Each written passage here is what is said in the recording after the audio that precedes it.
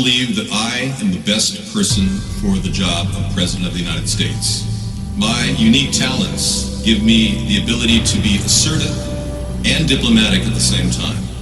I'm a person who will spike the conversation, who will get politics rolling and stimulate new questions and new answers to our current political dilemma facing our nation. I believe I have a keen understanding of the economy and how to improve where we're at relative to other nations around the world. I believe that our goal at America's Third Party was to create a very strong platform in which would propel the American people forward with new opportunities and a new possibility of creating a better nation, a cleaner environment, and less war.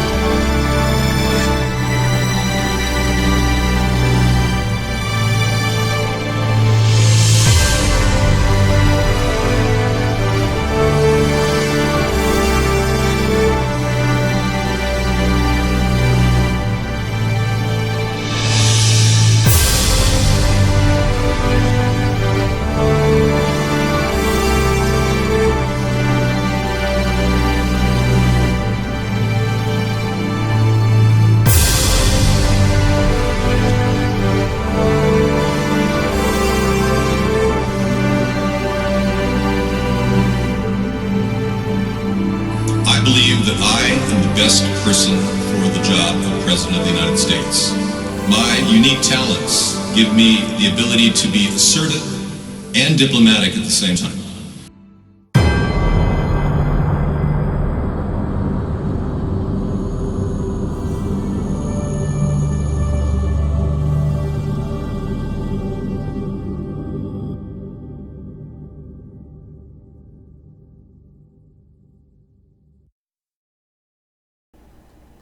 Good evening, everyone. Welcome to America's Third Party. That's right. I am David Sponheim, and this is Truth Tuesday. We are dedicated to truth, and one of the ways we find truth is to ask questions. And applying the scientific principles, the scientific method, we look for evidence. We look for solid facts. And in looking back historically, I haven't seen much evidence of real events happening in our country that you would call shooting events. And that's a big problem for our country. So we're going to be addressing the false flaggery that's been used by our government, and legally, by the way, to control the way we are. Now,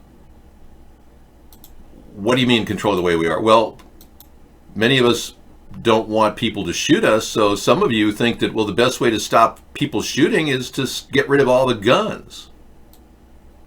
That's one theory. All right, I'm adjusting the color just a bit here. There we go. I hope this is better. I was suffering from a little yellow experience. That's better.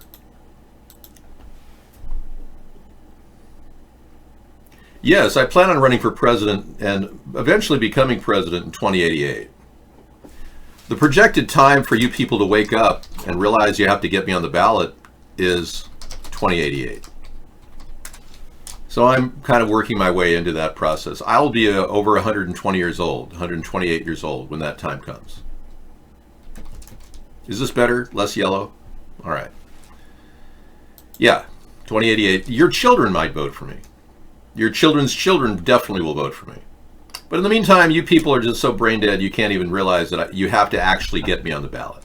So, it's going to take a long time for you to realize that. But that's okay. I've got plenty of time. My primary model has been developed to last at least 500 years. You called George Takei a brain dead Democrat and you got banned? Well, he is, obviously. And most Democrats have their head in the ground, no idea. But then again, so are the retardicans who completely suck up to Donald Trump.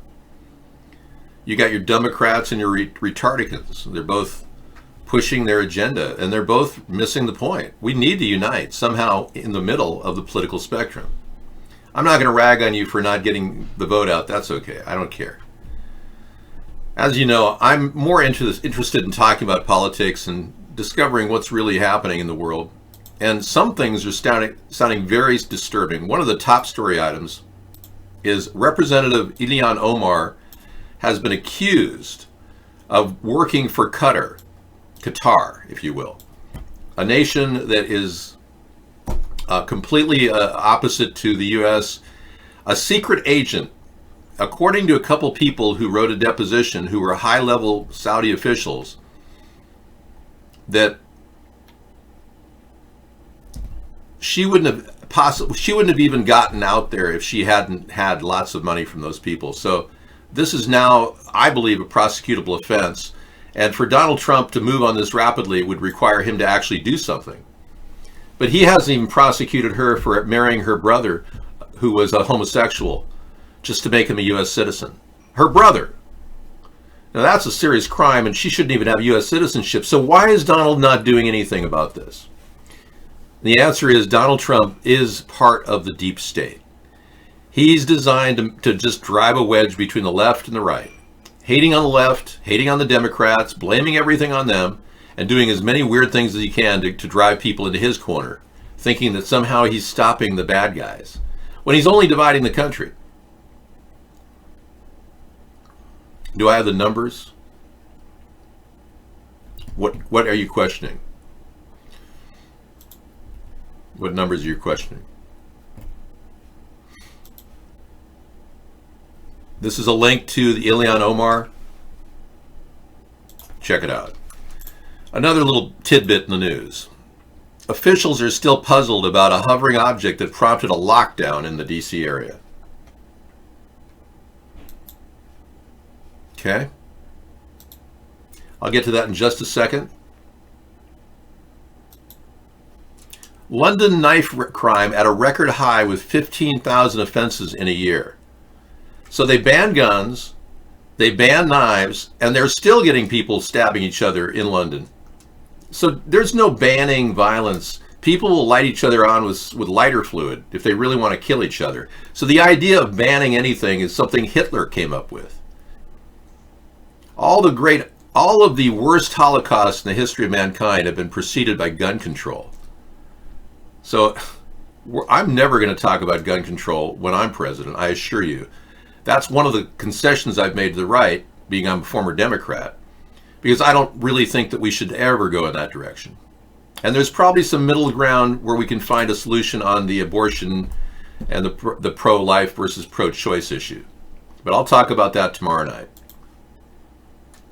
Well, 15,000 offenses in a year is still pretty dangerous to walk around London wondering if you're going to get stabbed. There's going to be a 10-day waiting period for lighter fluid. Exactly. And then people will use just gasoline. They can get that at the pump. I mean, can you believe how messed up it is to think they can outlaw violence? Stopping the roots of crime, stopping the roots of violence is the only way to stop it, period. So don't think for a second this is going to go away with just mandatory bans like the Democrats want to do. So let's go to this amazing clip of something. I don't think that we're going to see it, but there was an object floating in that net above the White House and the Capitol building. Let's take a look. 10 after the White House and Capitol Hill went into full lockdown. People are returning to the buildings and returning to their desks now. The all clear has been given after an airspace violation that led to those lockdowns. So the all clear has been given and business is returning as normal. That's not really a story. Security officials on Capitol Hill are still puzzled by what sparked the security threat to be issued Tuesday morning that put both the White House and the Capitol on lockdown. The incident caused an abrupt security situation, with jets being scrambled and officers warned people outside Capitol facilities to stay far away. The U.S. Secret Service said personnel at the White House were told to remain in place. So Donald, he was probably sitting there holding his tablet, masturbating, going, "Oh, okay, I'll just continue masturbating." Have you seen that sex tape of him? It's unreal. It's out there. There's 24 seconds of him holding a tablet, sitting in a chair in a Moscow hotel with two prostitutes peeing on each other. It's all been blurred out. You don't see the peeing, but you see the bare butt, and you see him sitting there on the tablet. It's on the internet. It's out there. It's migrating. Don't look for it. Don't bother. I can assure you it's real. I have a copy of it. I just don't want to exploit it. Yeah, our president, according to Robert Mueller, was blackmailed by Russia during the election. Does that bother you at all? It bothers me. Nobody ever stopped that from happening. And Mueller said it was not part of his purview. It was not under his purview, meaning he didn't have anything to say about it other than he knew it happened. Our president was blackmailed by Putin over a sex tape. Good to know. And should we impeach? That's a no-brainer. Of course we should impeach. Well, apparently he wasn't looking. I think what was going on is two guys sitting on a chair with a couple of prostitutes doing their thing, and then them directing the women what to do. The guy who took the picture is also holding a tablet because the camera is moving around a little bit.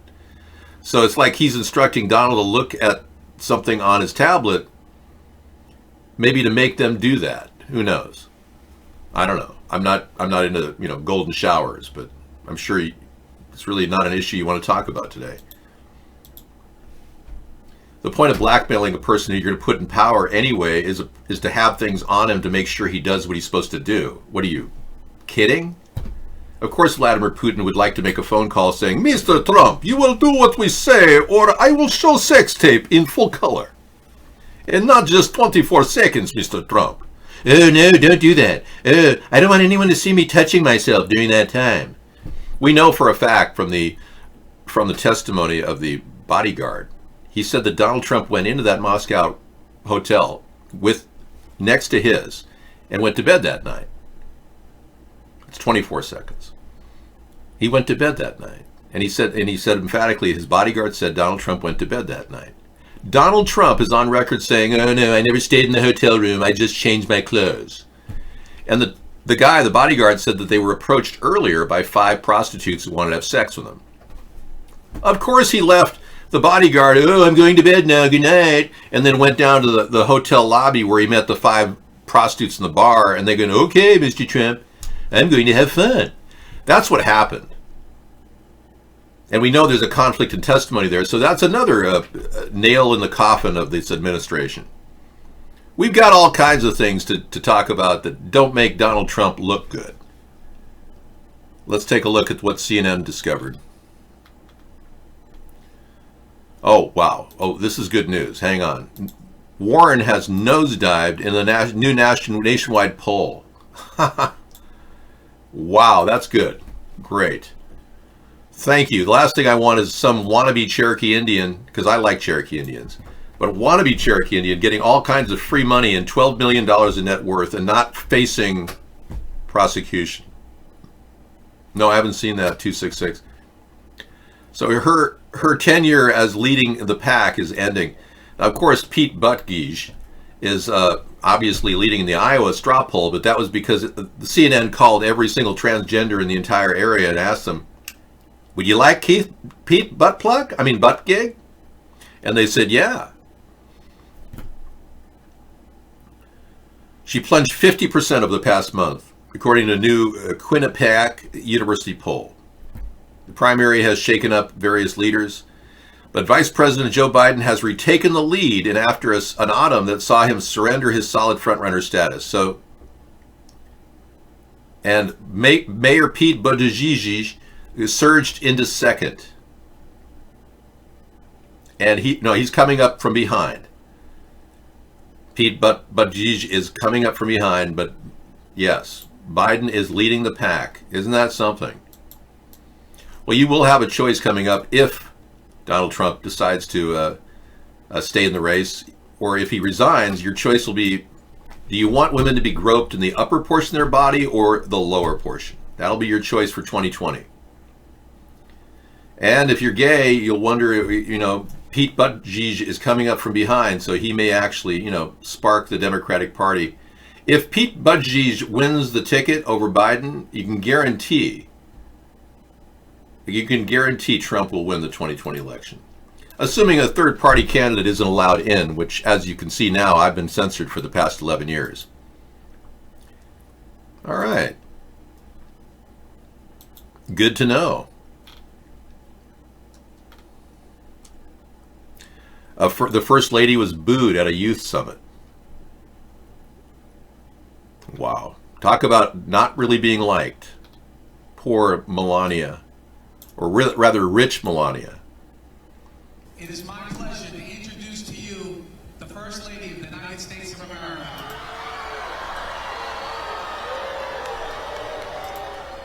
First Lady Melania Trump was speaking today in Baltimore, Maryland at a youth summit for opioid awareness. She was speaking in front of a crowd of about 1,000 high schoolers and middle schoolers, something she has done many times before. But today the reaction was a lot different. Thank you, Jim, for the warm introduction and for inviting me to join you today for such an important event centered on opioid awareness.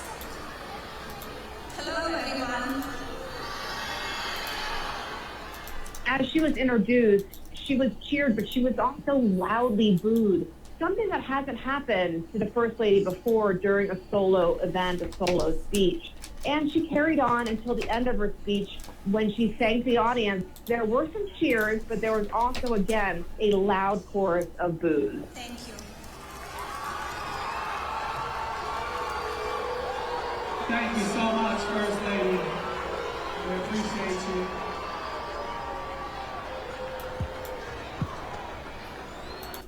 Well, that's a shocker. She was booed in those boots. Those boots were made for walking, and that is what she'll do. I don't know why she wants to down talk to trash kids. She's a fine lady.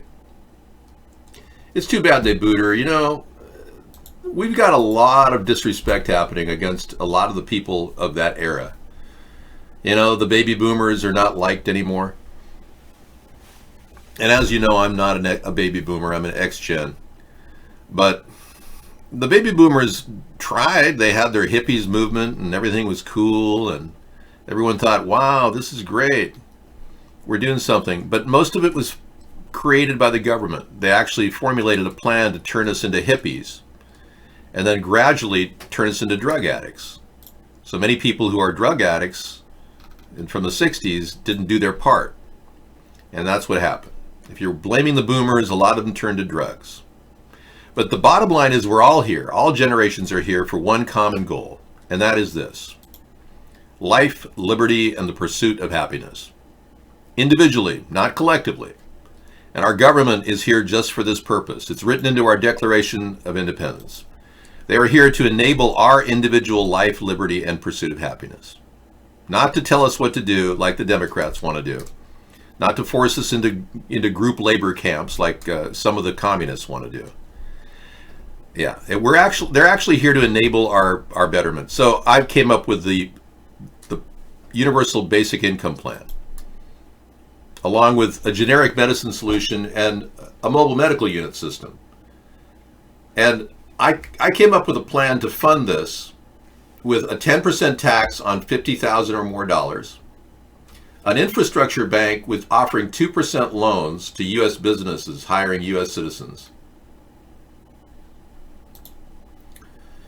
and a $500 a month plan per person to get ahead. Now, if you're not collecting any money right now, you will be able to get money without any stigma. I know I won't apply for food stamps, even though I probably, technically I'm in poverty because I live off my savings. But I'm not going to plan on submitting my personal asset quota to the government just to collect food stamps. My goodness. And I don't need the money anyway. David, can you give a brief talk on your feelings about both Fox and CNN? Sure. Fox has, ever since they got rid of Shepard Smith, the lone homosexual man who fought their stigmas, the man who supported an impeachment of Donald Trump, they no longer became fair and balanced. Fox has slipped off into just a rah-rah place supporting Donald Trump and Sean Hannity. It's almost like a machine of propaganda Fox has become. CNN is exactly that too. It's just a machine that carried Obama to the presidency, which accomplished absolutely nothing. And CNN's become the joke among people on the right who say, yeah, this is ridiculous. Because they're so one-sided against Donald Trump. We need a news service that's in the middle somewhere. Melania, I don't think, wanted to be married to him. I think they signed an agreement. It's just my guess that they signed an agreement to actually live together separately, albeit separately, in the White House. I don't think they have the same room. And pretend to be married. They have a marriage of convenience, Donald and Melania. So these are some of the great ideas that I come to the table with, not some ridiculous Medicare for All plan that's going to cost $51 trillion over 10 years. But an actual solution that's low cost, that doesn't get greedy doctors and nurses involved and administrators who want to charge you $5,000 a day to go to a hospital room, which is the current rate right now for my hospital in my area. If I were to stay there, it'd be $5,000 a day. Can you believe that? I mean, I'm living in a country that's ripping everybody off, and the Democrats and Republicans are not stopping that. They're doing nothing to stop the excesses in the healthcare industry. Nothing. They're both siding with the big insurance companies, just like they did with Obamacare. So yeah, $5,000 a day. If you get sick right now, if I were to go right now to a local emergency room with some chest pain or something or anything like that, I guarantee I won't walk out of there for less than $15,000 for that day. I've seen it happen. They do a full EKG. They give you a PET scan. They'll completely analyze your brain. Oh yeah. By the time you're done with the one-day stay, you're into it for $15,000 to $20,000. The best way to bring the deficit down is to encourage the growth of certain key industries, and that's where the infrastructure bank loan comes in play. This will especially be good for farmers, because farmers would love to refinance and get more money. 2% loans are very attractive because farmers right now are dealing with balloon payments and APR loans, and they take their farm. They virtually take their farms. So farmers will cash in on the 2% loan idea. Bringing back the U.S. breadbasket. Getting our agriculture up as opposed to the downs that we've had under Obama and Trump. That's a big part of a startup. Building new industries. We have a concept called the Homestead Renewal Plan, where we'd like to bring houses to everybody and fix up houses, basically. And we can fund that too. And I anticipate generating up to 1.5 million jobs to start with, using the Homestead Renewal Plan and a solar rooftop revolution. The concept is to help people install solar panels by giving them the solar panels to install and giving them the training to put them in. So every community college in America will be given education as to how to install solar panels that we provide. And then they can offer this service as a paid service, as well as a lottery service to people who don't want to pay anything, who want to get in on the lottery. And the lottery you basically give your rooftop to the U.S. government for 40 years. We lease your rooftop. We maintain the quality of the solar panels for the 40 years, that the solar panel, maybe 50 years. You don't have to do a thing. You don't have to lift a finger. We install it. We cover your roof entirely. We make it so you'll never have to put another roof on that side of the building, the south side. And you get to walk away with lower cost electricity. We get the money long term because these rooftops will be producing electricity for 40, 50 years. We will make money off your rooftop. But you'll make money too, savings on your electric, maybe 20% savings. It's a concept that pays for itself over time. The Homestead Renewal Plan actually can be funded with existing money we have in the home at Home Field. The Home Field has got, I guess the home program at HUD has about $4 to $5 billion a year in it, which we can draw from immediately. So this doesn't take a lot of money from Congress to do. These two ideas can be rolled out rather quickly using existing funds. Okay, we're here at Truth Tuesday, and we've got the Chinese ambassador warning Canada of very bad damage to relations if it takes up U.S. line on Hong Kong protests. Okay. So Canada is being threatened by China that they cannot be so pro-protesters like our president and Mike Pence have been. I'm against the protests. I'm against national Chinese control of that region. I support the people, but I think it could be resolved without a lot more protests and a lot more problems from Beijing. I think all Beijing has to do right now is simply say we're going to honor the agreement of self-rule and we will not be trying anyone from Hong Kong in Beijing. Problem solved. The people will probably dissipate and there won't be any protests anymore. But Xi Jinping won't do that. He's now threatening Canada. Very sad. Chinese new ambassador to Canada, Kang Piu, speaks during a news conference at the Chinese embassy in Ottawa.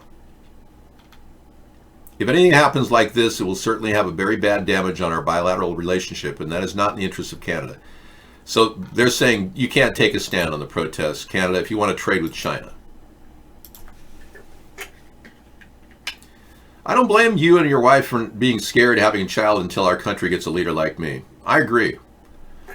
There's going to be a lot of the Davers, the kids that are born in Dave's administration, the era of my administration. I represent an almost enlightened level of communication that no one has been able to even get near. I've been doing this show for 11 years and maintaining a steady flow of a 5, 6, 8, 9 hour show we had last year. We have an 8-hour show now. 5 hours of live talk, 3 hours of videos just to catch up. But I've been doing this for a long time, and I can tell you nobody has been able to pull this off better than I have. There's no one out there who can actually maintain a steady flow of information without teleprompters and 100 people working on my staff, like at Fox or CNN. Yeah, your baby will be a Daver. Kind of like a baby boomer, but the fact is we have to do certain key things to make everybody happy, and our government is not doing that. The Media Verification Alliance is more to get honesty out of our government. That's an important background to what we're doing. Getting truth from our government officials, getting the autopsy report on Jeffrey Epstein reversed, and starting a new search for Jeffrey Epstein and finding out where he is. That's an important issue. But most people don't think, gee, is that Jeffrey Epstein? Well, no, it's not. His ear doesn't match. Nothing about the autopsy picture matches, so anybody in their right mind say that Jeffrey Epstein didn't die at all. So if you're here at Twitter because you really want to hang out and talk about Jeffrey Epstein, welcome. Hey, Dave. Hey, William. Thanks for coming in, man.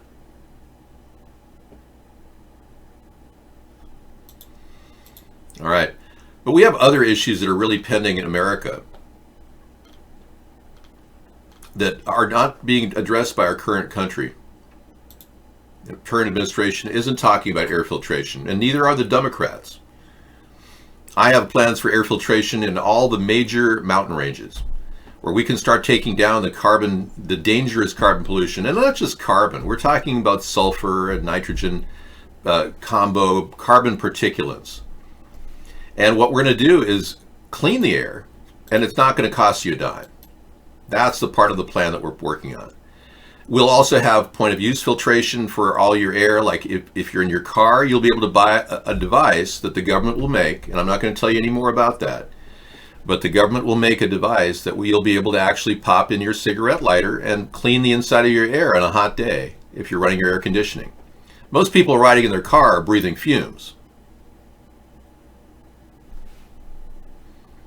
Most people are, no, faces don't relax. A person who dies doesn't all of a sudden get a curved nose. Sorry, that doesn't work that way. Nice try, though, John. But a point of use air filtration will be something people will be able to do, and we'll be able to replace and recycle your air filters for next to nothing. We're going to have a very robust filtration system and filter system that you can swap with new filters. It'll be very cost effective. Right now, it's not cost effective. It's ridiculous. Same with water filtration.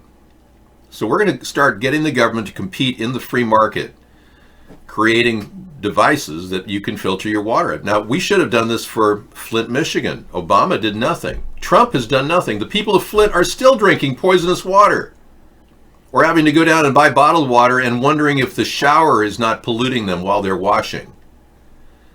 But the big thing that I'm going to take care of, no other party member in the two-party system will even talk about, is the chemtrail problem.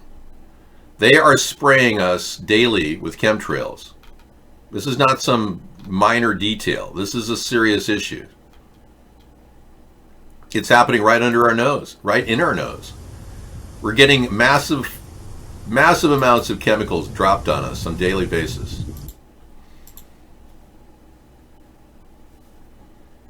It's beyond that. It's doing some weird things too. They're actually turning into like crystals. This is sulfur dioxide. This is used to create moisture and pull it from the air. And they took a picture of this, what you're seeing right here, and you'll notice that when a negative switch is done, you're seeing crystals of something dropping down from the sky. It's weird stuff. This is bizarre, and it cannot be explained any other way but weather modification. So why are they doing that? Why are they dumping this crap in our sky? Because they can and they will. There's nothing we can do to stop them. The two-party system is turning a blind eye to this.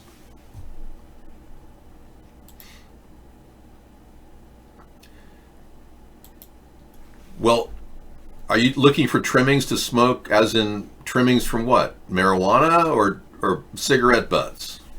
What's your deal? Are you trying to create your own juice so you vape your own cigarette juice? What's going on, cheap idiot? Yeah, I don't think people have a lot of meth droppings. I doubt there's a lot of meth on the floor in your crack house, in case you were wondering.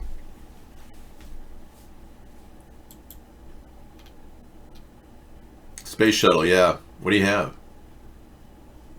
Gravity, you... Okay, gravity. Thank you. We'll pass on the expletive, okay? Thanks. So these are things that are important to people of all different backgrounds. It's a number one important issue to people who are obviously wanting to raise kids and know that their water is going to be clean for them to eat, drink, and air to breathe, all of that. They're literally buying cans of air in Beijing and New Delhi. You can buy a can of air, fresh air from a northern area, and open it up and breathe fresh air while you breathe the pollution. I mean, this is insane. So if this idea is not dealt with soon, then we're in trouble. Now, Greta didn't do much in terms of raising awareness. She didn't talk about anything here. None of these ideas were mentioned when she talked about how dare you. So there's a problem when we have people like Greta, making decisions about our life. You got to wonder, is this like an evil force that's come in to try to force us all into taxation? Are these people like Luciferians that are running the world, poisoning the earth, and now they want to charge us a tax after they dump these chemicals in the air? Possibly. This video was done by a man called Khaled Freak on the internet. It's pretty good. I shouldn't be up here. I should be back in school on the other side of the ocean. Yet you all come to us young people. Empty words. I'm one of the lucky ones. It's just he turned the whole thing into a Halloween bash. Nope, not wearing lipstick. No, I never wore lipstick in my life. Well, that's not true. My sister dressed me up for Halloween one year as a vampire. So that was one year I did wear a little lipstick. I stand corrected. Hi, Sarah. Hi. How dare you? Okay, everything's running great now that you fixed it. This is Meow TV's new car he's buying. He's customized it. It's the Cybertruck that Elon Musk is selling. He bought that, and then he's having all these attachments put on it. And apparently he's going to have magnets on the side so he can attach his bicycle or his motorcycle. He's buying that ATV that you can put in the back end of this truck. This is a truck, folks. That's the Cybertruck that Elon Musk developed. So that's a pretty cool design Meow TV created. I wonder when delivery will be, next year or perhaps next decade. You got to wonder what the delay time on those will be. Hey there, Shelley, welcome. Okay, so Sarah is going to be in the show, and we are dedicated to the primary ingredients to... All of us are looking for the primary ingredients in life, and that's... Turkey, green bean casserole, pecan pie, yeah, the ingredients in life. We're getting, and tomorrow, actually Thursday, we'll be making a turkey. I did go for the turkey after all. I got a 13-pound turkey today. And we'll be making the turkey in the morning. We record it without any chat. We just record it, and then we play it from 4 to 6. While we're eating our turkey, you'll be watching it. All right. Being made. Okay. One of these things I wanted to talk about is we have this computer over here, and Trump Tardo actually said that he's a good on Linux, and he uses Ubuntu to create the base platform. We could possibly run it on that other computer. Yeah, it's a... And then download OBS. Rather than a... He said that it's unbelievable how great Linux handles video compared to the problems we had yesterday. So I laid down some programs that Linux has that are beat mixers and synthesizers, and he said this could really work for us. We should just wipe that and put Ubuntu on that, is what you're saying? That's what I'm saying, yeah. We might be able to get good performance out of it. Especially because I just read a thing that Windows 7 is no longer going to be supported or something. Windows 7 won't be supported, yeah. That's got Windows 7 Pro on it, so we'll just strike it over and put Ubuntu on there. Yeah. Reformat it, yeah. Yeah. Okay, so Sarah's here to talk about whatever you guys want to talk about. I'll be back in just a bit. The news items, pretty much what we've always been looking at, Yeah, nothing new. There's nothing, I haven't used that for so long, I don't even know what's on there that I need. So. No, there's nothing there. There was some sort of a strange object. They don't have any pictures of it over the White House and the Capitol building, but it's weird. They had an alert, and they couldn't understand what it was, but there was some sort of an unidentified flying object flying over the Capitol building today. They had an orange alert at the White House, so Donald Trump couldn't do anything. He had to stay inside. I was going to get this camera. I was going to plug it in. Okay. I guess it is. It is plugged in. Yeah. You just so I can put it like here. Yep. So people can watch me while I not watch the computer because I got NDI for that. Okay. But they could watch, because then it's hard to see me when I'm like turned this way. Okay. Anyway. All right. Sounds good. Thank you. Look at me. You've been on Linux for 10 years and you wouldn't go back for anything. It's kind of funny that you say you've been on Linux, but you're spelling Linux a different way.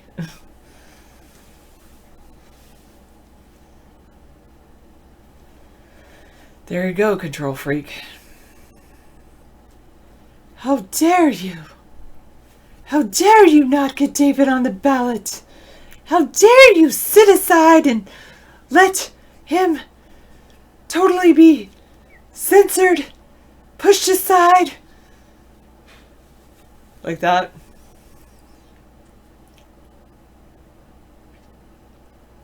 Oh, wow. For $9 you're going to cook for 19 people? How? Did you actually get a turkey or a ham or anything? I think Ghost just disappeared. Misanthropy totally was like, I'm done with the show. Good luck, Sarah. I served my purpose. I got you to start looking at Linux seriously, and now I'm gone. Yes, now he's just my imaginary friend. Your turkey is not really a turkey. It comes from a can from the year 1998. It comes in a barrel. That's how you're going to serve 9 people for $19. No, 19 people for $9. That's just scary. It's just scary. Go down. It is scary. I hope not, Drag King. I was just double checking.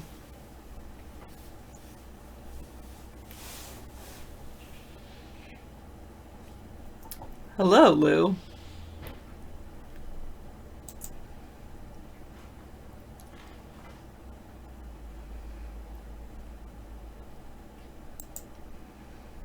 No, that's not the camera I wanted. Sorry.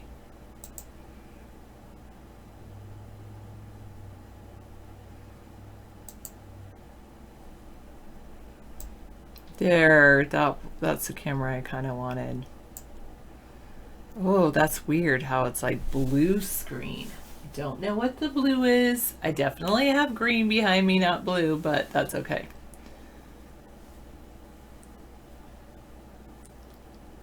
Yeah, that is scary too, true. A little bit, Control Freak. Can I unban all your banned accounts? If I did, I'd be here forever.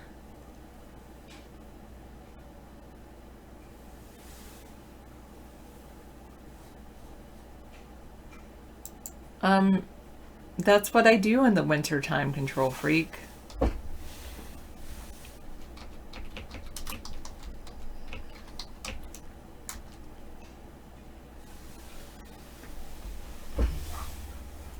I suppose I could take off my jacket for you.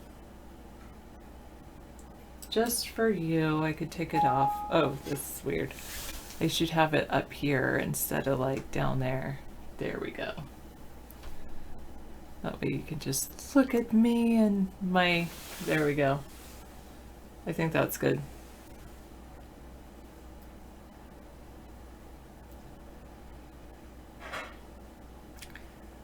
I should unban all so the same 30 people keep coming back every night. True. That was part of my sweater, Drag King. See, my sweater. It was just hanging out underneath my jacket. There, that's looking pretty good. That's what you saw. My sweater.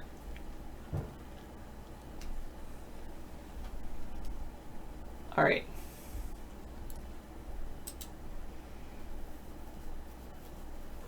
I think I will...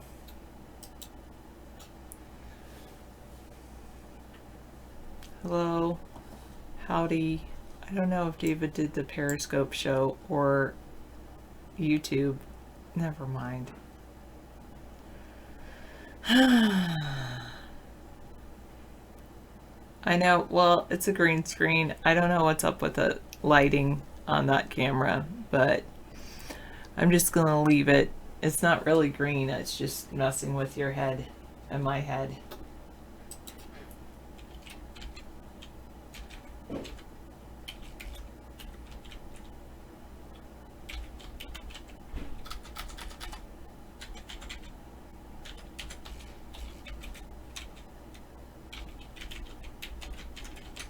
Okay, I'm putting the chat over on my other computer so I can actually see it.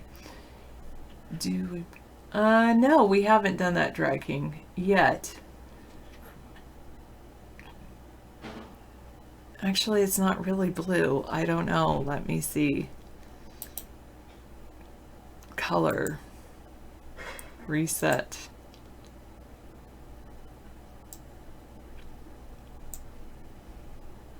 Chroma key. None. Normal. Oh, that's just that. Yeah, I don't know why it's doing that with the colors, but it doesn't matter. We'll do it live. Oh, seriously. Just mine's in the gutter, Drag King. All right. Okay, I see. It does look like this blue screen behind me. Thank you, Ivan. Is David going to cast on Thanksgiving? Yes, he said that basically we'll pre-record us cooking the turkey dinner like on our own computer, we're not going to like cook live, but we'll record it, and then when we're eating, you can watch us cooking.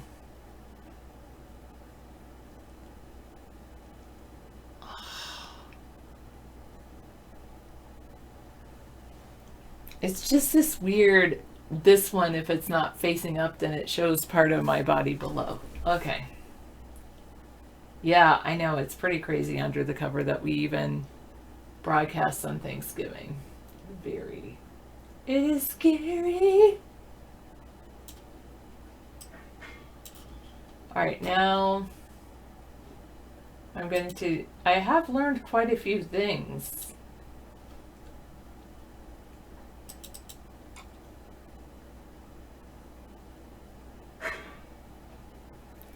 No, that's just because, I don't know, that's just how things are, I guess. I think it's just they're low, not large.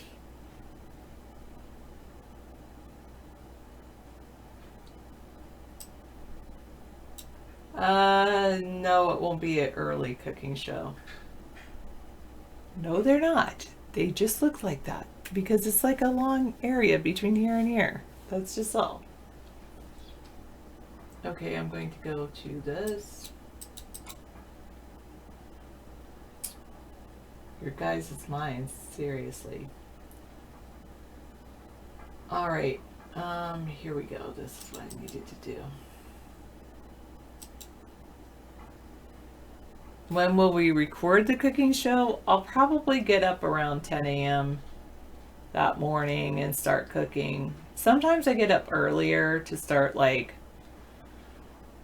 making the bread. I do think David's right about we could do, I think I'll talk to him, maybe we could do like half croutons, I don't know, and his stuffing. I don't really care about his stuffing, so maybe I shouldn't help him with the stuffing. But I usually do like toast a loaf of bread.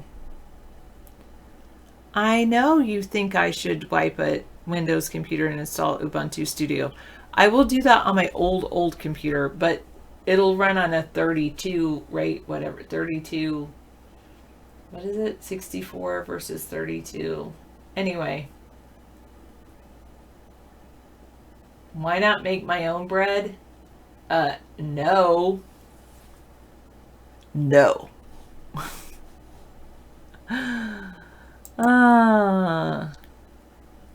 I'm pretty picky too. We organic whole. Oh no, I didn't want this. Thank you.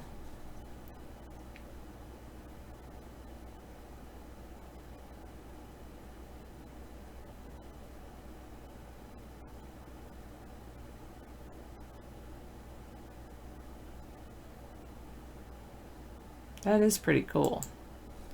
Plugin stores. I don't know why I just clicked, but that was pretty cool.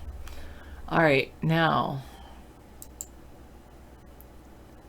I know you told me to install Ubuntu 5 years ago, and David's just very comfortable with what he's comfortable with.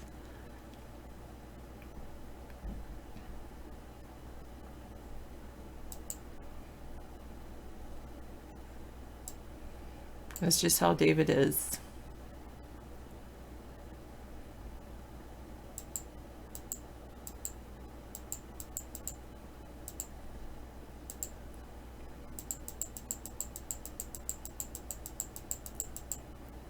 All right, there's that.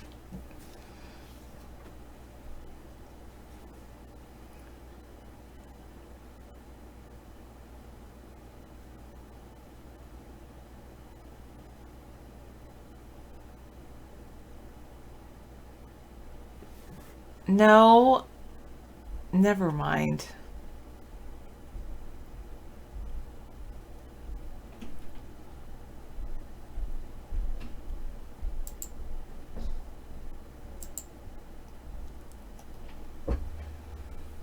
But for some reason I did listen to him.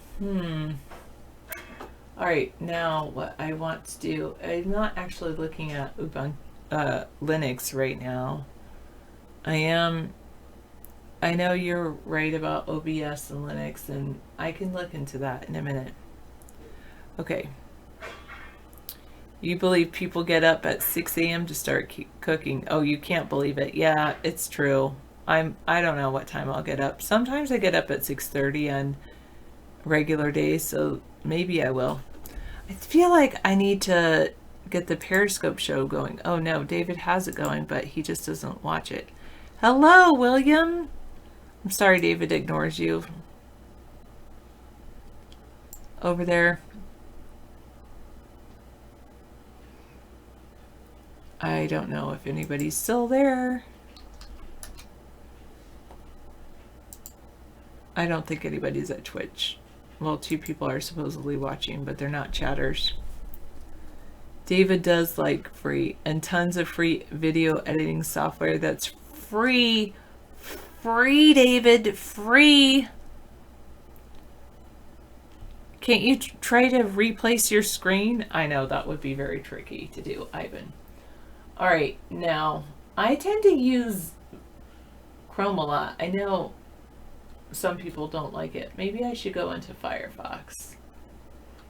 Firefox is open source. You punched your phone. Not good. Yikes.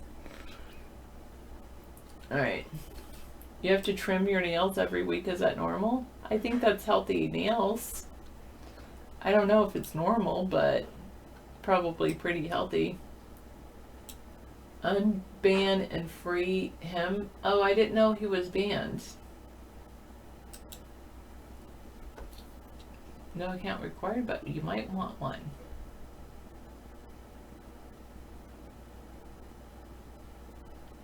That's pretty interesting.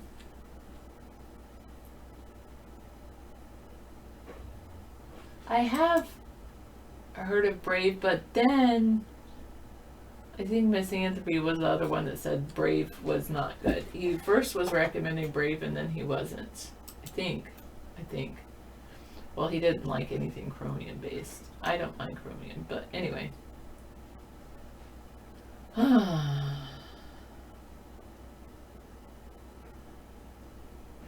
Okay. First thing I want to look at.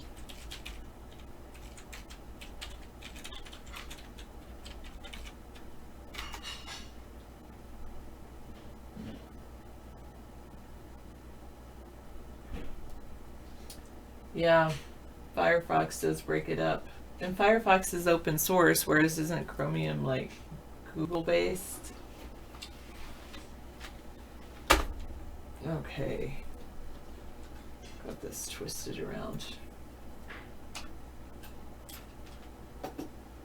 Okay, I wanted to look at. This is what I want to learn next. Node.js.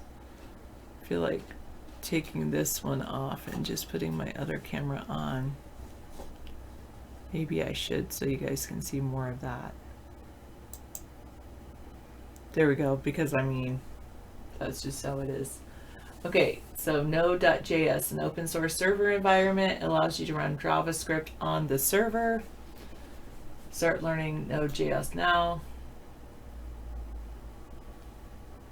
Examples running in the command line interface. Blah, blah, blah. I've already downloaded Node.js from the official site.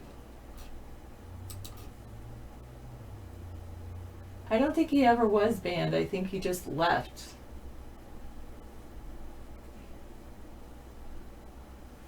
Argentine president-elect slams U.S. over Bolivia stance. Think interesting, Lou. I will pull it up for David later. And I'll pull up Space Shuttle's one for David for later. Double check Twitch and Periscope to see if anybody's actually talking over there. Okay. All right, best of luck for you in getting your new phone. Ivan the Terrible. Open my own show? Well, why?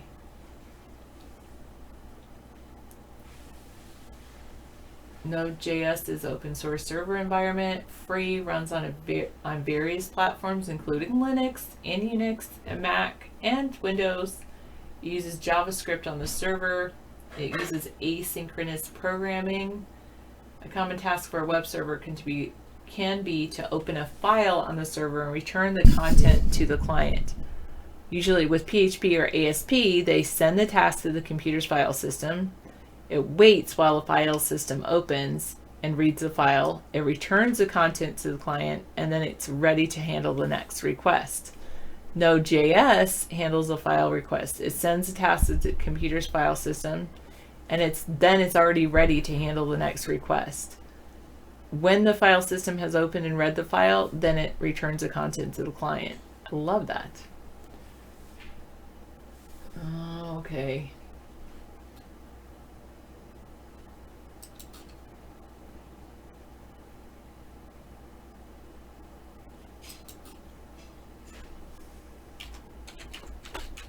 No, this is me. This is not anyone else. A cult. Now you can get snoshed for the holidays and come in as that other name. I don't. I'm size A. I'm just low. That's all.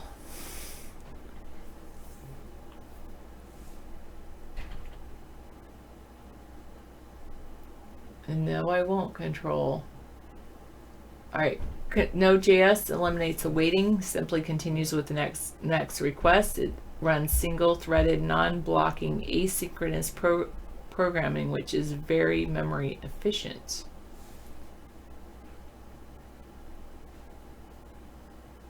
That's fine. I'm not offended. Whatever floats your boat. It can create dynamic web page content. Nice. Can create open, read, write, delete, and close files on the server. It can collect form data. It can add, delete, modify data in your database. A Node.js file contains tasks that will be executed on certain events. A typical event is someone trying to access a port on the server. It must be initiated on the server before having any effect, and they have the extension .js.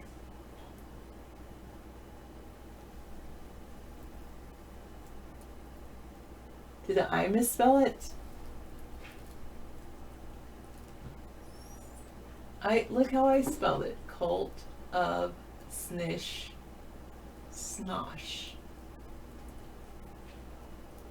I spelled it the way you just did it.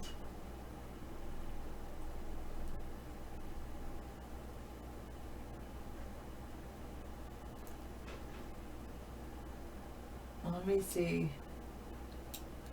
Oh, wait. I know JS stands for JavaScript, by the way.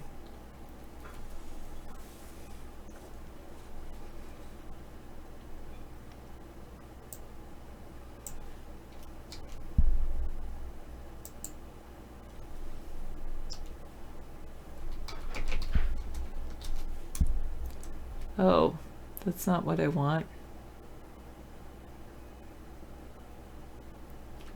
Oh, you want me to unban him too, Dr. No?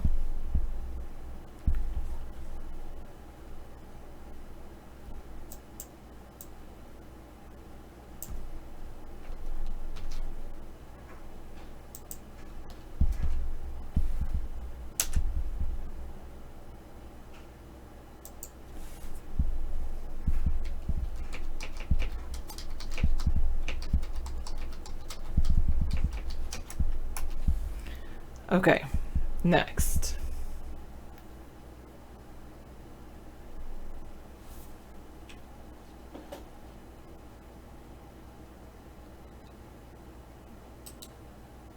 Coffee's good. Official Node.js website has its installation instructions for it.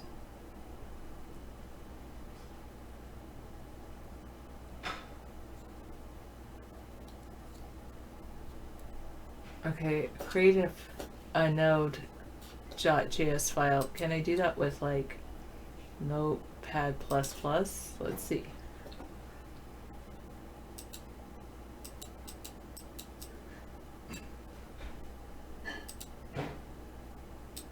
I'll see if I can save this as JS. Var HTTP require HTTP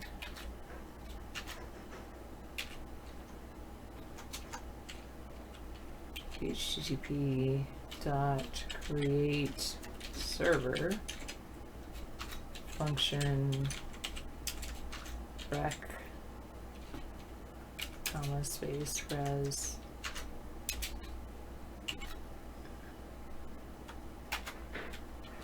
tab res dot write head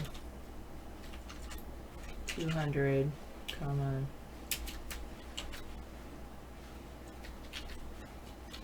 contents type text / HTML.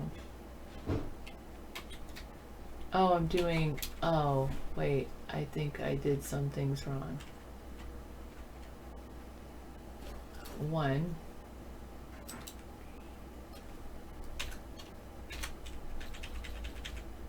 I got the quotes wrong from double quotes to single quotes. And here I didn't totally type that right.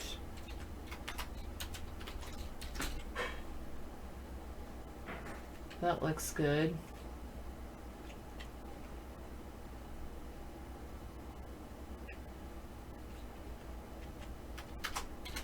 Single quotes, not double quotes.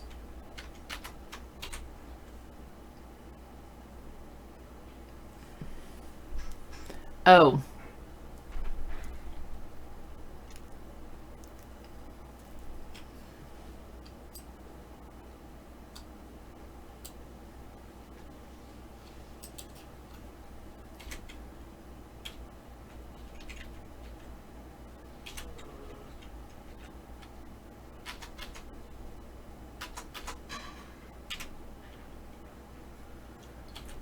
Yeah, Notepad is even pretty cool.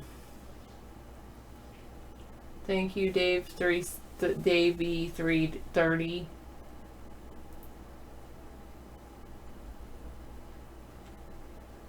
Good. I'm glad that you're not drinking Mad Dog. Okay.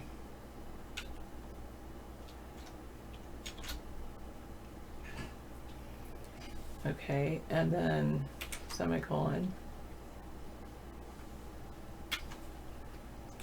Res dot ends.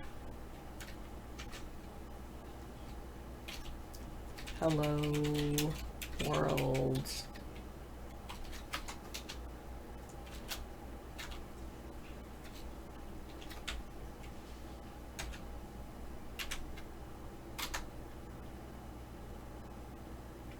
Yeah, and I really do mean that. I'm very proud of you for not drinking. Good cooking spaghetti. Oh, me too. I'm totally new to the coding world under the cover. All right, then we're going to do end brackets, end parentheses, dot listen 8080. Now let me see if this will actually save as a my first.js.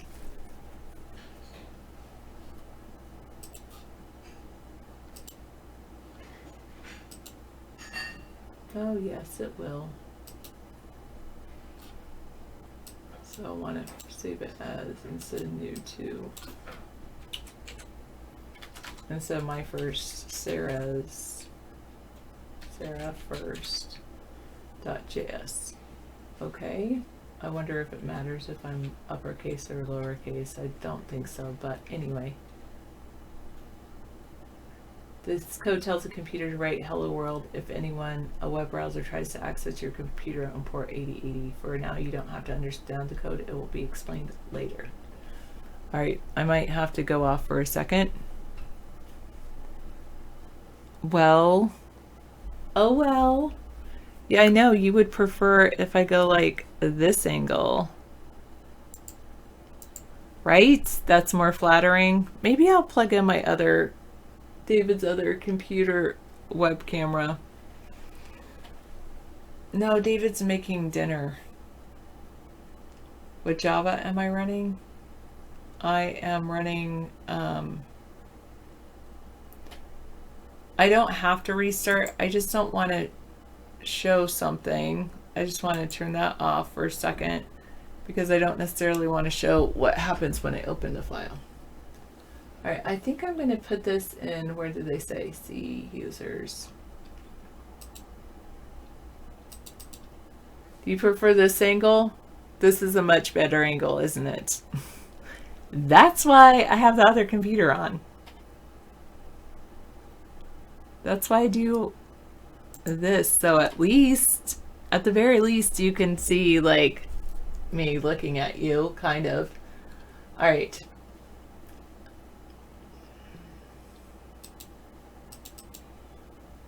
Let me start a new folder.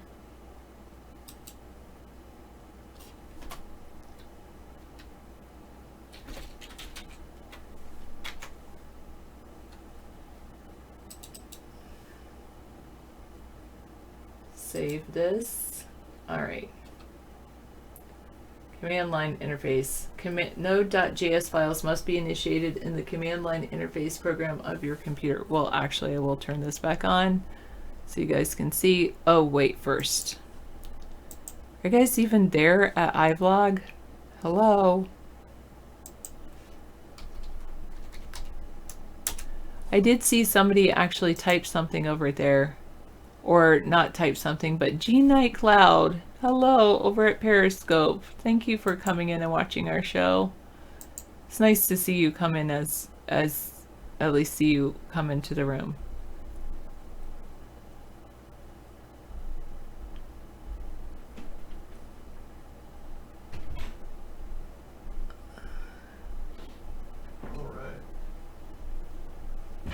Oh, and David is here. Back.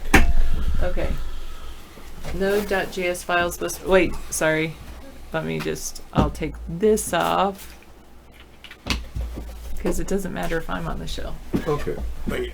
All right. And well, yeah, you could take this off too. You don't really care if you're watching that. right. You guys are just working in the background of the technology that we're playing with here. Dave, do you do much coding? No, I don't. I don't really enjoy coding, and I only do what I enjoy. So, no, this is my real hair. Yeah, pull my follicles. Oh, that's what was open. Yeah, you envy me, Rodney, because you have a bald spot, right? I'm so sorry that happened to you. Well, maybe you can replace it with a yarmulke. That's a good spot for your yarmulke. All right. Oh no, you broke your screen on your cell phone. You punched it? That's a lot of extra anger you've got, Ivan. I bet you're in your 20s. Oh, you're good, yeah. Sure you are. Lou, Macri and the U.S. involved in the Bolivian coup starting to appear. Oh. This is exciting. On November 18th, which is a holiday in Argentina, thousands of people occupied the Plaza de Mayo in Buenos Aires against the coup d'etat in Bolivia, and in solidarity with the Chilean people, paying tribute to the victims and the resistance of the people. That's good. You know, the people of Mexico and South America have always struggled with, I guess, corruption. And our country has too, but we didn't know it.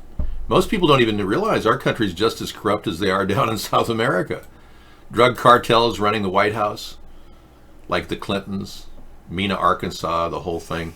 If that was ever exposed, we would probably uncover a massive amount of corruption. Let me move this so you don't see. But you know, the Clintons are almost hands off. No, I'm good. You can stay there. I can move this over here, the camera. All right, so this is kind of a cool setup. David, this is free with Ubuntu. Oh, okay. What is Mad Dog? What's free? The download? I mean, everything's free with Ubuntu. The video handlers, everything, all the things they bundled. Where's that piece of paper? There it is. This Trumtardo told us that this particular suite called Ardor. That thing, he wants you to write that down. Okay. This thing called Ardor is free. But now you're saying IMMSIO. Okay, I'll write that down.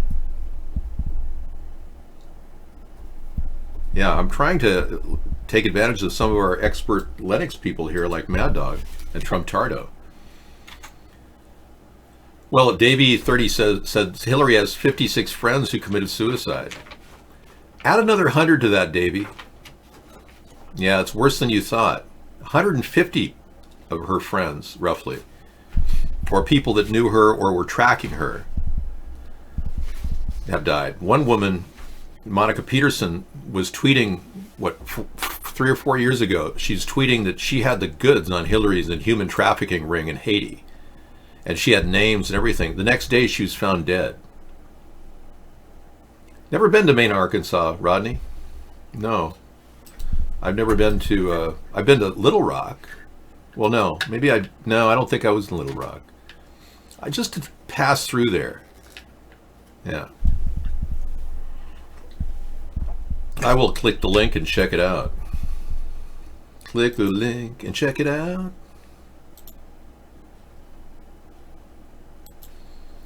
Let's make music. Oh, wow. Cool. And that goes with any Linux system. Making beats has never been easier. Produce music for your computer. Playback instrument. Oh, man, I'm going to love this. Oh, it has Windows too? Oh, thank you.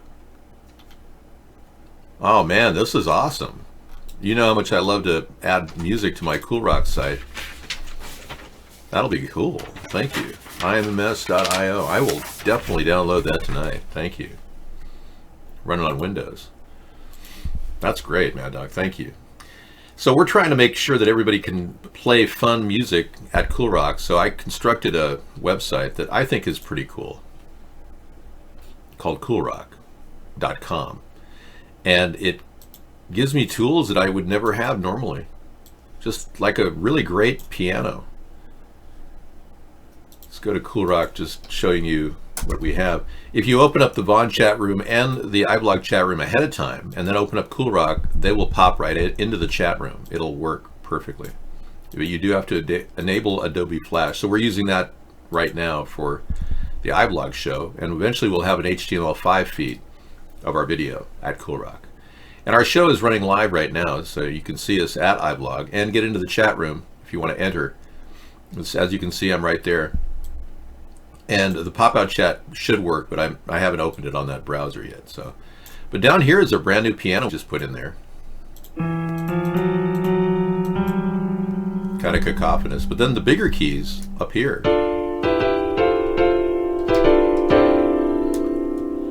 But that's kind of fun. And then we've got a great drum machine over here that I created. And a chat room if you care to say anything.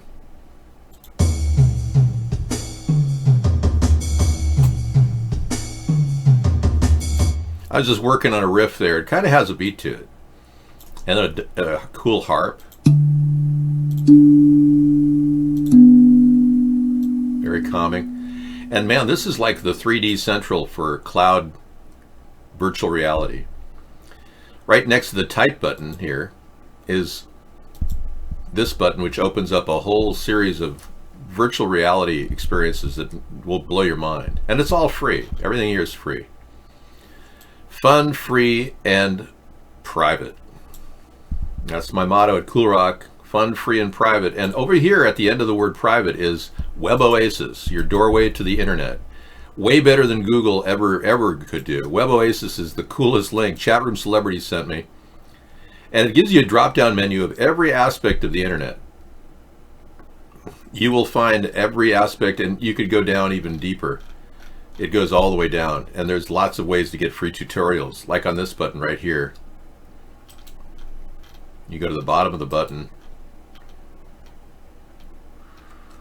Well, it's this button, the one with the book. Course. It's got a free tutorial. Yeah, free tutorial. Ding, ding, ding, ding. Free tutorial. tutorial. Yeah, lots of things. How to forge, all kinds of stuff. How to learn how to work with music, everything. So you name it, it's got it. Web Oasis. And that's the button at the right, at the top of Cool Rock, right up here. And we got a Twitch channel link. That takes us to the Twitch channel, which right now is not doing much. Got 4 people in there. Hi, guys. Yeah, we've been banned on Twitch for 5 years, so we finally came back and are doing our thing after being unbanned because the terms of service were completely not free. They were screwed up.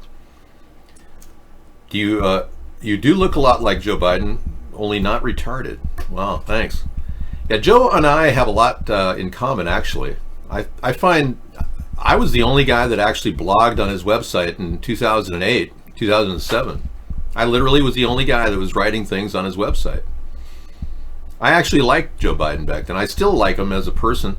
I just don't know how corrupt he is. That's the problem with a lot of these guys. Thank you, Rodney. That was it for you. 2 OMB staffers quit after expressing frustration about frozen Ukraine aid, top official says. Okay. Yeah. So now we're seeing the backbone of what happened with Donald Trump when he held back that money to Ukraine for, what, 8 months? And hurt a lot of Ukrainian soldiers who were trying to fight the Russians and didn't have what they needed. I never want to attribute that as the, sole purpose for an individual's action, but I'm aware of their frustrations in that area, yes. Okay. Mark Sandy, a career employee at the White House Office of Management Budget, arrives at the Capitol to testify in the House Democrats' impeachment inquiry. So we got more people beyond the 12 people that are now testifying. He's a career staffer in the White House Office of Management Budget, told impeachment investigators that 2 budget staffers left the agency expressing frustrations about the unexplained hold on Ukrainian aid. Wow. According to a new closed-door transcript released Tuesday. Sandy said that one staffer who worked in the OMB's legal office and whose name was undisclosed told him that they were leaving the agency, at least in part, of their concerns regarding the hold on Ukrainian security assistance. Wow, people didn't want to be associated with Donald Trump and his quid pro quo. So we're seeing the depth of how much the Republicans hurt the Ukrainian government by not giving them the necessary aid to maintain their vigilance against Russia. Donald Trump has been systematically working for Russia, and I said this in the beginning of the show, that there is a sex tape out on Donald Trump. According to Robert Mueller, it was used to blackmail the president. Now, to me, that would be like, whoa, are you kidding me? Why aren't we doing something about this? But apparently it's no big deal. Robert Mueller just said it was not part of his purview, so he didn't really know what to do with it. I would think that would be a national security risk. Improve the lives of cows. So they've hooked up headsets to the cows and they're playing soft, soothing music while they're giving you milk. Okay. And they're actually getting virtual reality of being in a field and having a nice experience even though they are in the Matrix. That's pretty funny. Virtual reality for cows. Russian dairy farm fits animals with headsets to improve their well-being and improve production. So they're getting virtual reality experiences. Look at this, Sarah.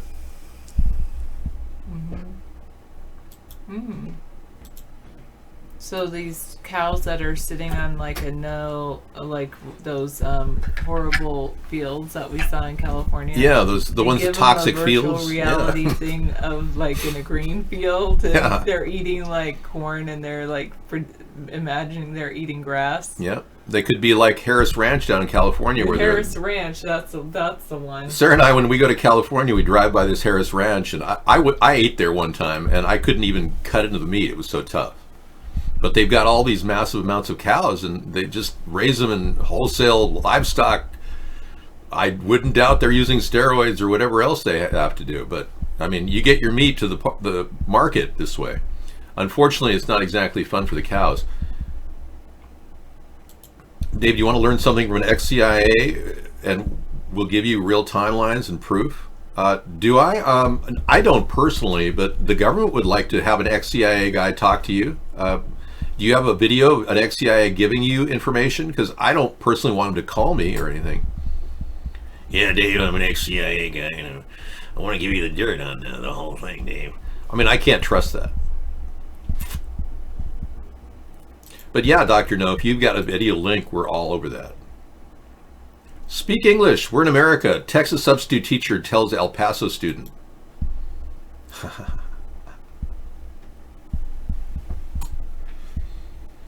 Up, up, and away in my beautiful balloon.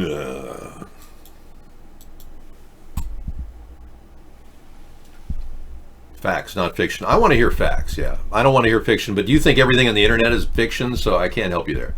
Yeah, there's going to be a Thanksgiving show, Rodney. Yeah, we're going to have turkey, a unique dish, which is exciting and wonderful. It will be a 2-hour recorded broadcast from the earlier show. Well, I'm going to be recording it 2 hours of cooking with Sarah in the morning, and then we play it in the evening. We've done this before. It starts at 4 and goes to 6, and then I start the show at 6. We have to eat our dinner too. You know, you get to watch us make the dinner. So basically, we're not having a live show, but there will be a recorded show of us making the dinner. Yeah, but then we break into a live show at 6 o'clock. Right. So the recorded shows from 4 to 6. A live show? Okay, never mind. Well, no, I do the live show at 6 o'clock. You don't have to do it. I'll do it the whole live show. I don't care. I don't take any days off. I did. I bought a 99 cent a pound Foster Farms, no hormones or steroids. Yeah, I went with a no hormone steroid one. And that was at Costco. So I got a 13-pound hen, and she's ready to jump in the oven. I'm going to let her thaw out for a couple days. 13 pounds. Are you unable to understand what I'm saying? Or are you having difficulties thinking?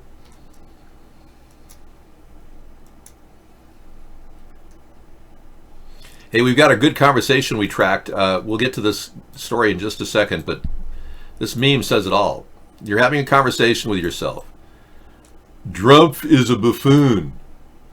And then you look a little farther. The billionaire real estate developer turned president? And then, yes.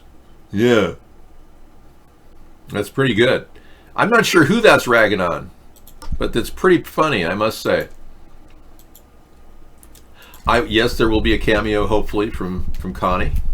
She is going to be invited to our dinner. I'm a very family-oriented person, so as you know, we're going to try to bring everybody in. You're cooking for 19 people for only $9. Your turkey's not really a turkey. It's condensed in a barrel from the year 1999, and I don't care if people like it or not. Okay, so what did you do, Control Freak? You put it in a barrel from 1999 and fermented the turkey byproduct, the pag. Make your turkey into a mold from pag. Ooh, what a great concept. Yeah, you won't want to miss it. Trumperia. Okay, we've got another meme. Okay, we'll get to that now, I guess. Can't help but do that. Everything's a meme tonight. Not sure if she's saying hello to her voters or saying goodbye to the witnesses. Oh, there's Hillary at the Veterans Memorial. Yeah. I guess Hillary's not running after all. Is that right? Or is this just a paste up? Not sure if she's saying hello to her voters or saying goodbye to the witnesses. You know, the Hillary death count and the body count is still very, very high, 150 people. So we can't really rule that out yet. I don't have any interest in anyone else's YouTube channel. Yeah. I don't plug anybody on our show except for myself, our website and YouTube channel. All right. Exciting stuff tonight. Did we lose our broadcast? No, we're still up there. Okay, good. Yeah, you know, I lost all my links from the other night, but we did find out that the First Lady was booed. Oh, here I go. I'll get to that in a second. Speak English. We're in America. Texas substitute teacher tells El Paso student. Okay. This guy, Carlos Cobian, was watching a soccer game between Argentina and Uruguay on the cell phone as he walked into class when the teacher asked him to hand over the device. Cobian said he'd responded "por qué," which means why in Spanish, because he was confused as to why he was being singled out when most of his classmates were also on their phones. Students are not allowed to use cell phones in class with their teacher's permission, according to school policy, but Cobian said that other students weren't asked to hand in their devices. In the video, the unidentified white teacher can be heard chastising Cobian for speaking Spanish, telling him to speak English. We're in America. Well, wouldn't it be great if we had a video of that? That would ask too much of NBC News. Okay, we got this important story. First Lady was booed today. Yeah, at a youth summit. Watch this. It is my pleasure to introduce to you the First Lady of the United States of America.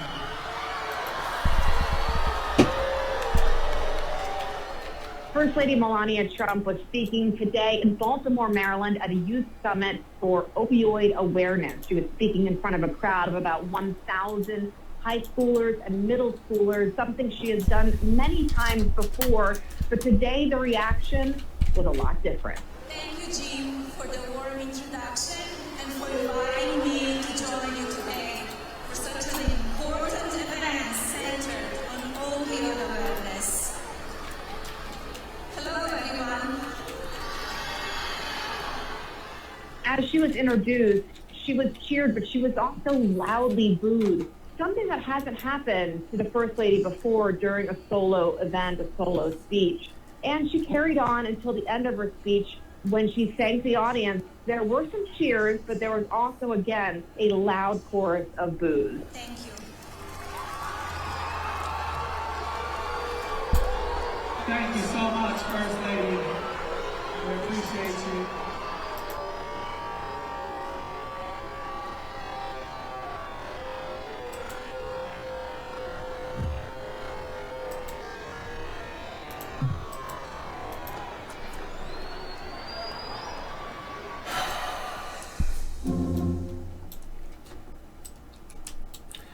Prosecutors are seeking info on payments to Rudy Giuliani.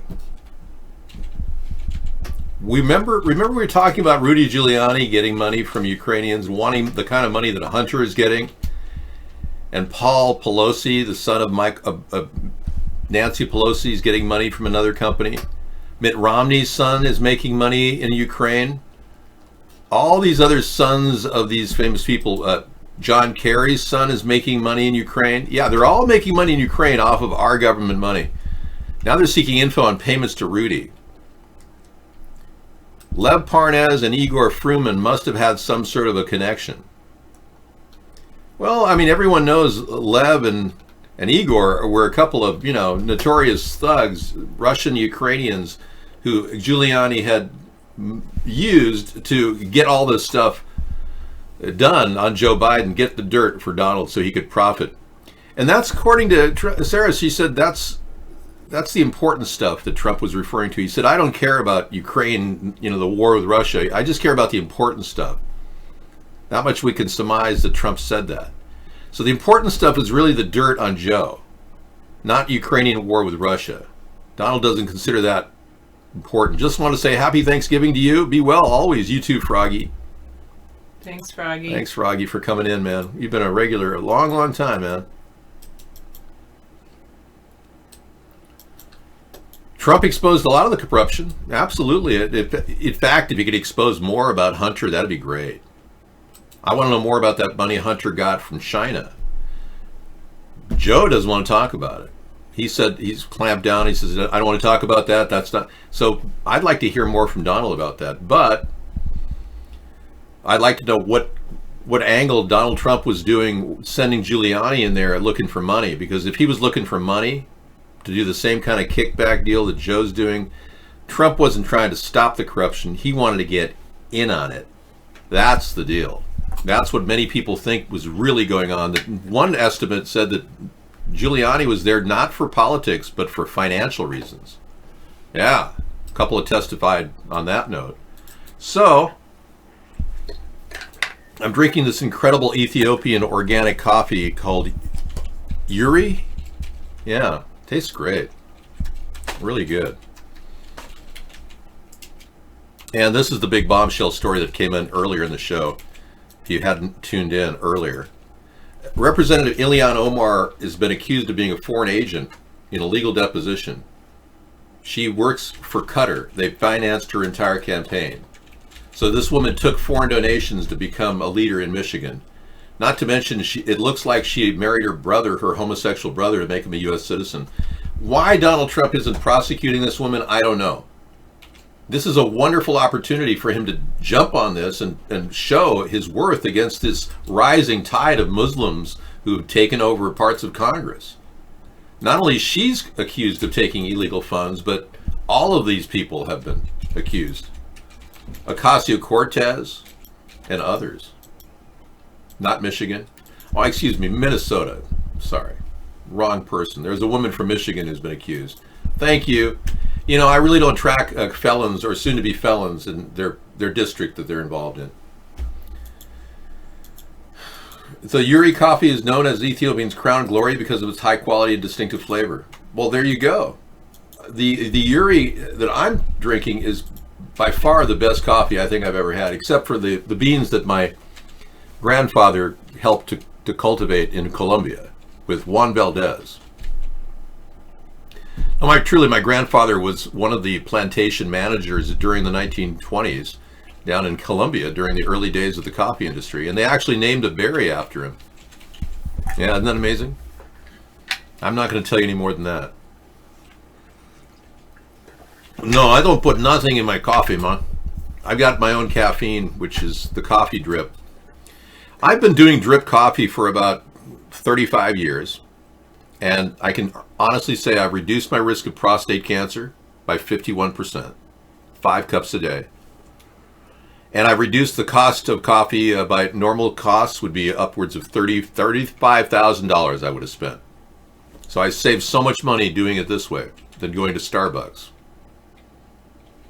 Hello, Eric. It's my most loyal viewer. I don't remember you. Were you under a different username? Because this is about the only time I've ever seen your name, Eric.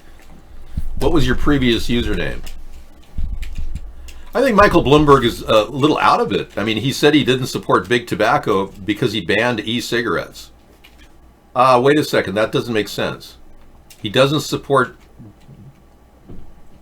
big tobacco companies because he banned e-cigarettes. Somebody should tell Bloomberg that if you ban e-cigarettes, or if you're in favor of banning e-cigarettes, you're actually supporting the tobacco industry. I mean, that's a no-brainer. People are forced now to buy cigarettes as opposed to using a fruity vape. Hey, have you tried your fruity vape? Turns out a couple of things were involved. They banned the whole product instead of going after the ingredients that were causing the problem, like vitamin E acetate. Professor Eric? Really? I may have seen that name before, Eric. Yeah. Good evening, Evil Dance Too Good. Nice tie. Thank you. This is one of my favorite ties, aside from the one Sarah got me. Anyway, this woman needs to be prosecuted. End of story. If Donald doesn't prosecute her, he's proving to you that he's part of the deep state. I rest my case. She definitely got money from, according to Saudi Arabians, she got money from, entire run for her office got money from Qatar, or Qatar, as some pronounce it. It used to be pronounced Qatar, now they pronounce it Qatar. So Rudy, we're waiting on all the information. The subpoena does not indicate that Giuliani is suspected of wrongdoing, but the crimes that are being investigated include money laundering, wire fraud, campaign finance violations, making false statements, obstruction of justice, and violations of the Foreign Agents Registrar Act. It requires disclosure of lobbying on behalf of foreign interests. He didn't do that. He's going down the same road Roger Stone went down, and he's facing a lot of prosecution right now. I think it's unnecessary. I don't think Roger Stone did that much, but if they prosecute him the way they prosecute Roger Stone, you can imagine Rudy's going to be serving some time. And Elizabeth Warren is taking a big drop in the polls. She's dropped 50% in the nation's polls, now putting Joe Biden in the clear lead, with Pete Buttigieg coming up second from the rear. Watch this at your leisure. I don't promote other shows, but do you want to end? Skip the commercials. Timeless. Okay. I'll look at this.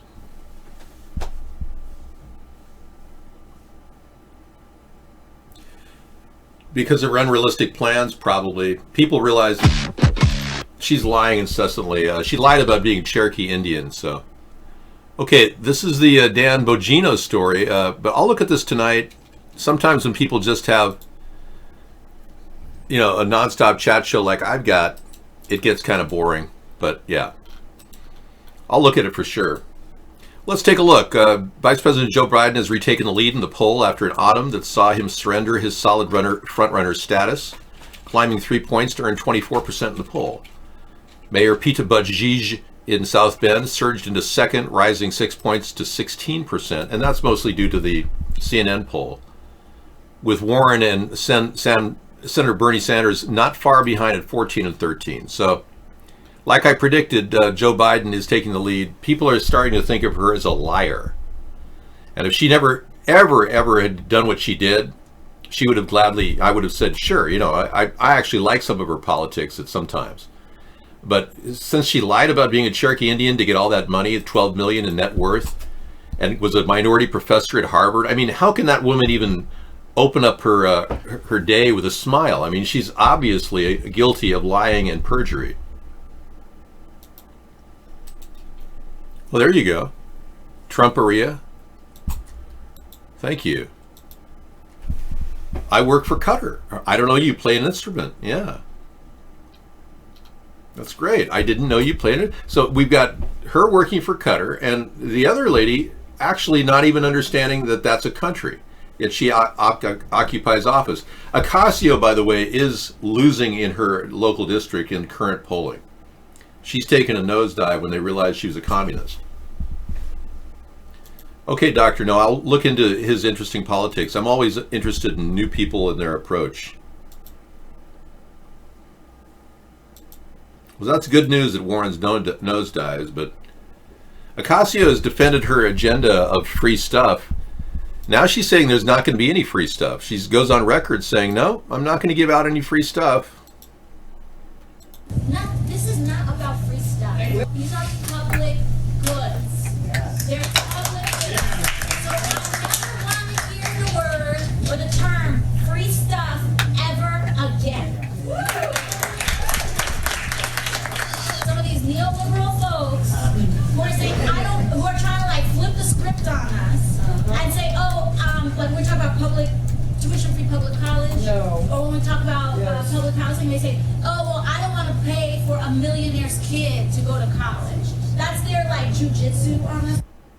Congresswoman Alexandria Ocasio-Cortez slamming critics who attack her far-left agenda. Joining me, New York Post columnist Miranda Devine. I'm not sure what she means by neoliberals. Are you...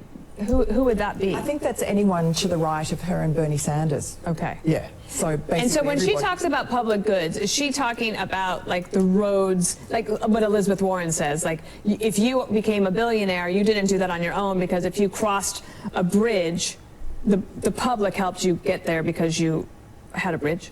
Yeah, but I mean, the way AOC thinks about life, everything is a public good. Everything is free. She's bribing, she and Bernie Sanders, voters into thinking that they are going to get everything for free. And it's just not true. Everyone knows there's no such thing as a free lunch. Well, I don't know. There's we have a neighborhood of free lunches. They offer 50 free lunches a day to the homeless people in my area on a grant that the Democrats in my area put together, which I actually am okay with. $100,000 dedicated to a homeless food place, which we have in our area. I think it's pretty good. It's a 2-year plan, a grant for 2 years of homeless food for 50 people a day, one meal a day. So I guess there is a free lunch out there. I'm being censored on Vaughn Live. Evil to Do It has said he couldn't even get in there.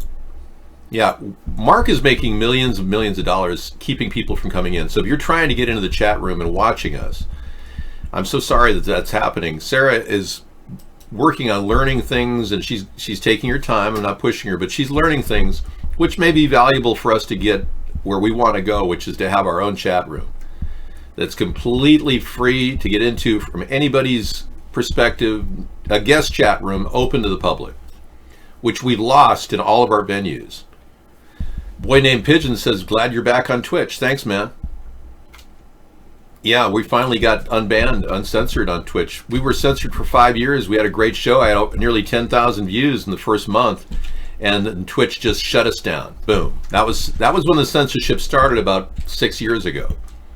Mark got in on it. I believe iVlog's in on it too. I really think there's something very seriously wrong with what's been happening, because they're trying to keep us from getting any donations at all. And it's working. We hardly ever get any donations at America's Third Party, because most Americans can't even come in here, and people from around the world can't even get in either. Mark banned all VPNs at the Vaughn chat room. You can't get in from another source. If you're in North Korea right now and you want to chat in our room, you can't do it. You have to use a VPN to illegally get out of your country just to get on the internet, and then trying to get into a room and saying, I'm starving here in North Korea, please help me. We used to get people telling us that. We can't hear from you people. We know that you're still starving and worried about your leader and his inability to feed you. No, not at all. In fact, I've had numerous opportunities for people to donate what we're here for. We support things like legalization of marijuana. Sarah's never smoked, but she sees the need to give people what they need. Obviously, it's medicinal. So a lot of people who come in here say, yeah, we really want legalization of marijuana across the country, not this Democratic approach and not the Republican approach, which is to not legalize.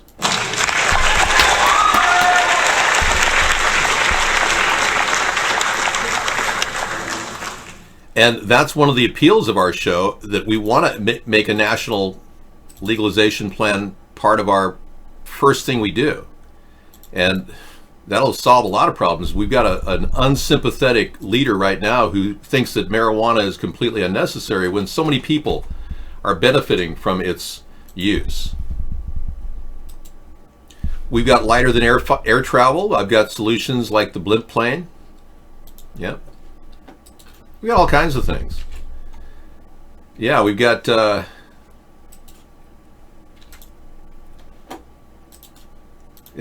like I said earlier, we've got generic medicine. Offers opportunities for the government to compete in the medicine area, offering low-cost solutions where big pharma is charging too much. People don't even take their blood pressure medication or their diabetes medication. So this will be available. We got mobile medical units that'll be spidering around the country, 200 of them offered in every city in America, and a place to get low-cost health care with no questions asked. We're not going to keep track of your visit. You will be referred to a more important location like a hospital, which will keep track if your condition is worse than we thought we could do. Well, anything we can do to help, we'll do for free, or a copay of $30. If you don't have any money, we'll still cover your costs through Medicaid funds. I brought this up earlier. I've got a job plan the Democrats don't have. We've got over 1.5 million jobs to start with as soon as I hit the ground running in 2021. That means houses will be rebuilt, renovated, and people will begin the home ownership plan this country's been waiting for years. And this is the brainchild of Sarah and I as we worked on this concept when we wrote our book, Hybrid Capitalism. Hybrid capitalism is all about getting the government to get a return on investment. This is an idea to get money off of your rooftop where you get less cost for your electricity. We lease your rooftop for 40 or 50 years, and we make money even more than the value of what we put into it. And the government will actually get a good return on investment off the electricity generated on your rooftop, but you'll get a discount too. You'll get some of that money coming back. So these are ideas, all funded by an infrastructure bank offering 2% loans to U.S. citizens hiring U.S. businesses hiring U.S. citizens at a living wage of $15. That's an idea that will bypass this lockup we have with the minimum wage law. Solving problems is what I do. And I am the originator of the universal basic income plan that Andrew Yang tried to double and give you for $1,000 a month. I will beat Andrew Yang and offer $11.11 a month if he wins the nomination for president for the Democratic Party, but I don't think he's going to get close. So I'm still going back to being the only person offering a universal basic income plan because Joe Biden and Trump are not offering that. And it's more than likely that Elizabeth Warren and others and Bernie are going to get dropped off the ledge there. And Bernie, you don't want to have another heart attack. Just give up your dream of being president, please. It's not worth the stress you're going through, man. From one person to another, I don't want you to suffer anymore. We need younger people in government, not old guys that like to talk about one thing, Wall Street, and never solve the problem. All right, so that's where we're at, and we obviously have a better plan than most other people in the Democratic National.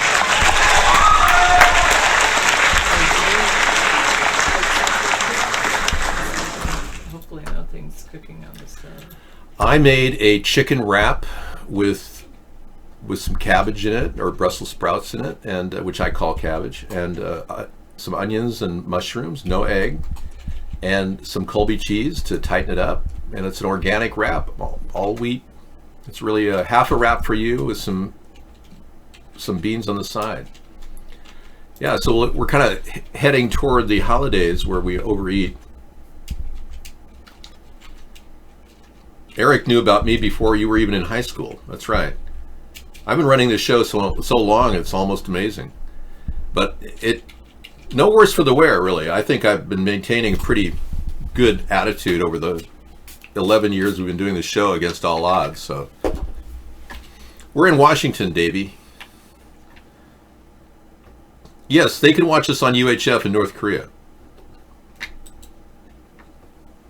Yeah, there's a whole lot of bootleg UHF systems out there across the globe that feature our show. Yeah, but we've been in Washington. Sarah and I have been here together since the 98 I met Sarah. But prior to that, I've been here since 93. I moved out of Los Angeles, which was a pretty tough area. I was in the LA riots. I felt the oppression of a curfew back in the Los Angeles riot period where we had to stay in the house at 10 o'clock. And I was, pretty frustrated because I had a lot of threats against me. So I decided to be a major move to take my family, my parents, my extended family, all the way up here, and I single-handedly moved them in a U-Haul. And nobody helped me lift anything because my parents were old when they moved up here. They were turning 70, and my dad was suffering from illnesses. My mom was too. She just didn't know it. And we got up here, and then I started, my career. I did a little radio up in this area in the late 90s, and other things, sales, advertising, and then I met Sarah. And she came into my life in 98. My parents died 2 years later. So it was really a wonderful chance to have a new person in my life at a time when I really needed somebody to be with. And Sarah was the perfect person at the perfect time. No, I wasn't in the riots. I felt the heat of the riots. I drove into an intersection right in the middle of the curfew period. It was daytime, and I drove in through I had a green light in my front of my house. I drove right in the intersection, and turns out there's a gangland funeral going through the intersection of some gang member that had been killed in the riots. And the entire area, it was weird. I got 12 people literally screaming out of their car telling me they were going to kill me. And they know my license plate number. We got your license plate number, Whitey, and we're going to kill you. They said that. I had like 12 death threats all at once. Because I happened to use a green light and go into the intersection. No police escorts, so there was nobody stopping the lights. All we saw were a group of lights coming our way, and I had no idea. I had a green light. A death threat over such a ridiculous thing. I said, we don't need to be here. Just about 300 and 400 feet away from where I slept, there was a Ralph's Market that actually had 2 Japanese tourists sitting in their car at 3:30 in the morning get their head blown off from behind the rear view mirror. Turns out 2 Hispanic gang members killed the 2 Japanese tourists. They were just at a Ralph's Market. This is like 400 feet from my bedroom. So I said, we're out of here. We don't need to be near this much violence. I lived in Los Angeles for 35 years, and I'm glad I left when I did. The population has doubled down there. But Sarah and I we went down there about a year and a half ago, went to Disneyland. It was actually pretty decent. I was surprised how calm California was, considering all the population growth. So I really want to help build up California in a non-communistic way. At the time, no, I wasn't wearing bulletproof BB vests. No. Yeah, well, that's the thing. You know, you deal with that all over the place. But then I moved up here, and I had some guy, literally, I think about 6 months into staying up here, some guy went after me with a shotgun because I was driving a little too close to his bumper. I think I was like, he was going 35 in a 50, and I was like 10 feet behind him accidentally. I came right up on him, and I passed him, and that was my big mistake because I rolled into town. I was doing some sales in the area. He pulled right behind my vehicle, followed me into town in a big Suburban, got out of his Suburban, grabbed his shotgun off the back of his Suburban window, pumped it, and went straight at me with the pump shotgun with his finger on the trigger, telling me he was going to kill me. So I was like, no, I went from the frying pan into the fire when I moved up here. So it's all kind of weird. You know, you can't trust anywhere you go. Sarah and I just crossed country back east, and I would say we were in a couple of pretty rough areas. One time we pulled into Chicago looking for a motel, and there were crack dealers everywhere, and no place to get a motel room anywhere. There's like 100-mile stretch there. You don't get a motel room in Chicago. So we went into Indiana, and we found a really nice high-end Comfort Inn to stay in. Okay, we have a lot of people who just don't understand that many of us are not getting married right now and are living as partners, whether you're straight or gay, whatever. Try to respect that, because marriage isn't all that it's cracked into. Many people who are married are divorcing. Why should the government be involved in people's personal relationships? Yeah. Why? I mean, I would thought there was separation of church and state. I don't know why the government wants to get involved in marriage. That's a religious issue. So, I mean, why is the government involved in marriage? Well, do you want to take a break? I would rather you have some dinner. Well, I mean, I can have dinner after you have dinner. Okay, I'll take a quick break. Sarah will give you a little more time, and then I'll come back for more of the show. Thank you. So I just did some, for the last half hour while David was talking, I was working on my other computer, going through the W3 Schools Node.js tutorials. Not that particular name, I don't know. Hello, boy named Pigeons is here. Glad we're back on Twitch. Yeah, I am too. I do remember you. And Mr. David I'm Here is here. Do I remember you? Were you around during our Blog TV days? Oh no, I'm sorry. It's been a while. I do apologize though. And Opus has joined us. Oh my goodness. Sorry. I'm so sorry, but I'm glad you're here, Eric, if that makes any difference. Oh, anyway. But that was pretty interesting. I like the whole Node.js thing. That's pretty cool. And JMix, your name now reminds me of vMix, which I can use to show my other computer. What does David have here?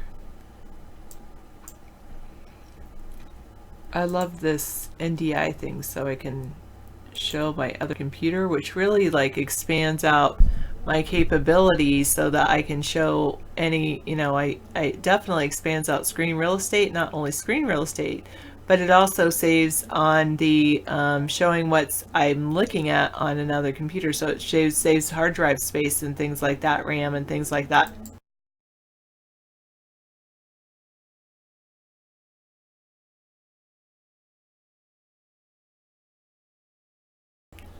Alright, so that's pretty cool. I'm glad I discovered that during my whole trial period. I'm trying to learn programming. Actually, I'm learning programming. I'm beyond trying to learn. I'm learning programming. But your name was Falco before? Oh, that one.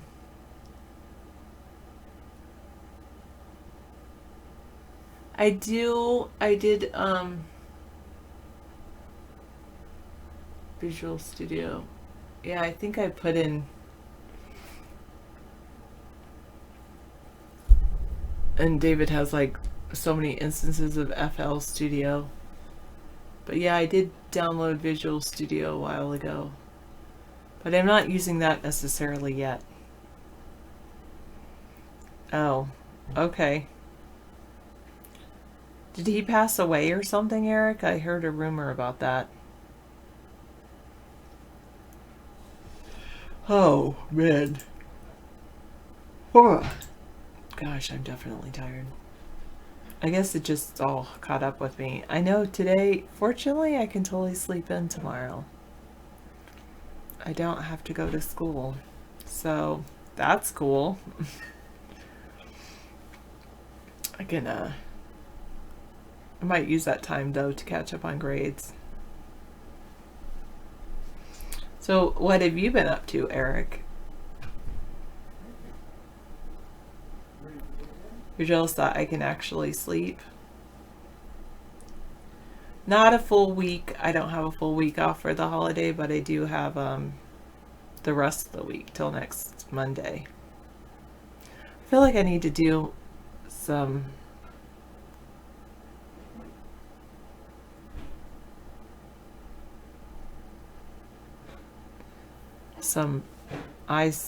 eye exercises. This is the first night you slept for 5 hours because of your new back rest that arrived at 8:30. Nice. Been working on your career. You're about to go to college. Nice. Good luck. Where are you going to go to college? Or you don't have to share. I just finished my master's degree through Western Governors University. So that's why I really asked, because I really promote Western Governors University. I think that's a really good school. I like their model of how they do school. But they only offer a few things, like, which I think is perfect. They offer teaching. They offer 4 different tracks: teaching, nursing, business, and IT.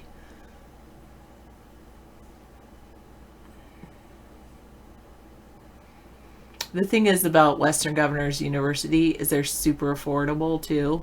So, and you can start whenever you want. Whereas like when I went to school to get my initial degree, I didn't know that Western Governors University existed then. And the way I did it was I had to wait like a full year to start to go to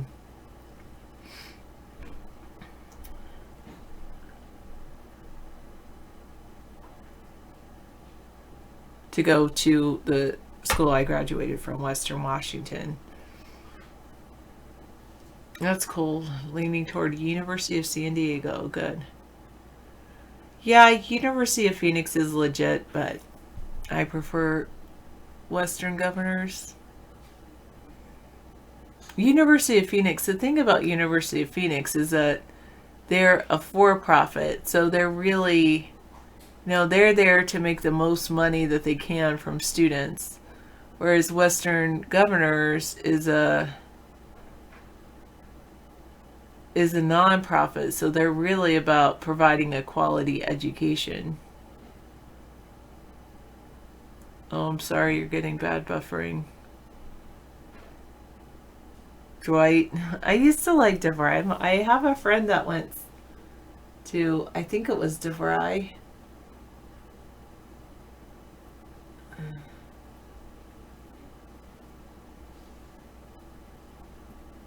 Have you tried our other shows like iVlog, or we're also on Twitch under twitch.tv/coolrockparty.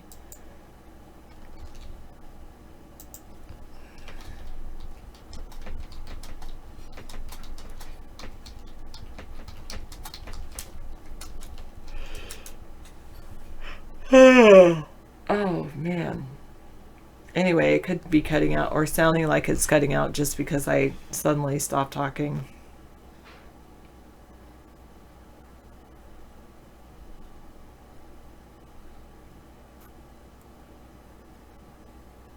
yours is buffering quirky as well.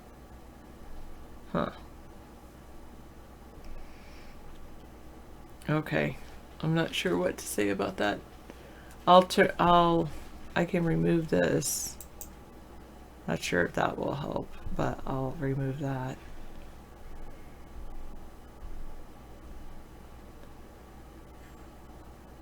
Okay, hi Eric, welcome back. Welcome to our Twitch show.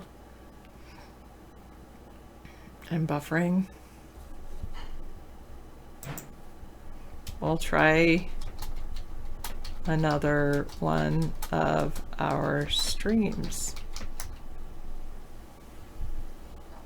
Yes, we are. Hopefully we'll get back into YouTube maybe tomorrow or something. We used to stream live on YouTube as well. Now David still records his show and then uploads it. And I think they just have opened it up where we can stream again on YouTube, so we'll try that tomorrow.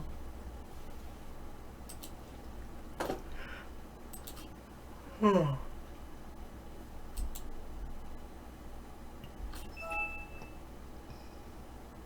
I'll try more Node.js tomorrow.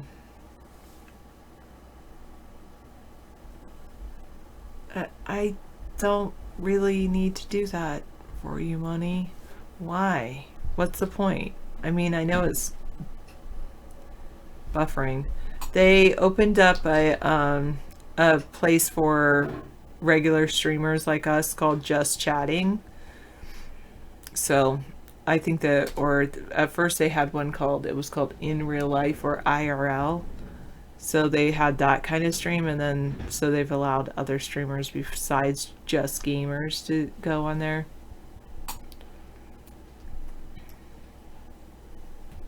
I think the fact that people like us go on there is going to open up, because I believe isn't Twitch owned by Amazon or something like that? So then that's going to allow it to really, I mean, it'll really push it to kind of compete with YouTube Live or something. I just feel like my eyes are weird, but I think I just need sleep. But they originally did start out mainly for video players. Well, because the originators of Twitch had, oh, David knows the name of it.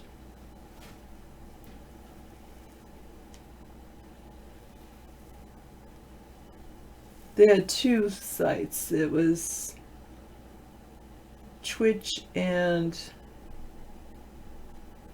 another one, but basically they sold out as Twitch. Well, Twitch was their gaming one, and then they had another one just for streamers. And then Amazon bought their, it was called Justin TV. Oh, I did not see it. Space Shuttle.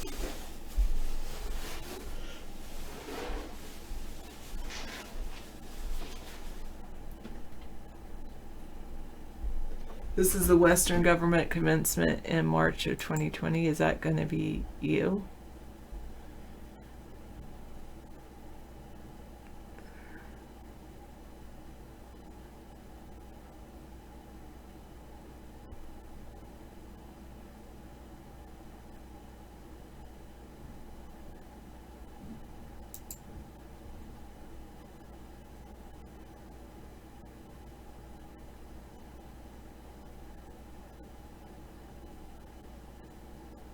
Yeah, so it was Justin TV and Twitch was a thing. As a graduate? True Blue? Or with a friend? You're close by Philly. Awesome.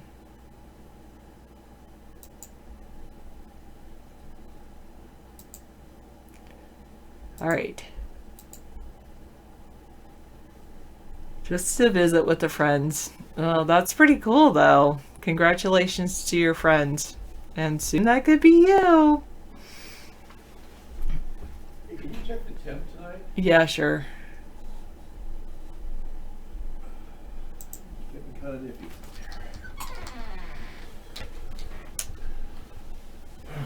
But of course, in order to graduate, you have to do a lot of work.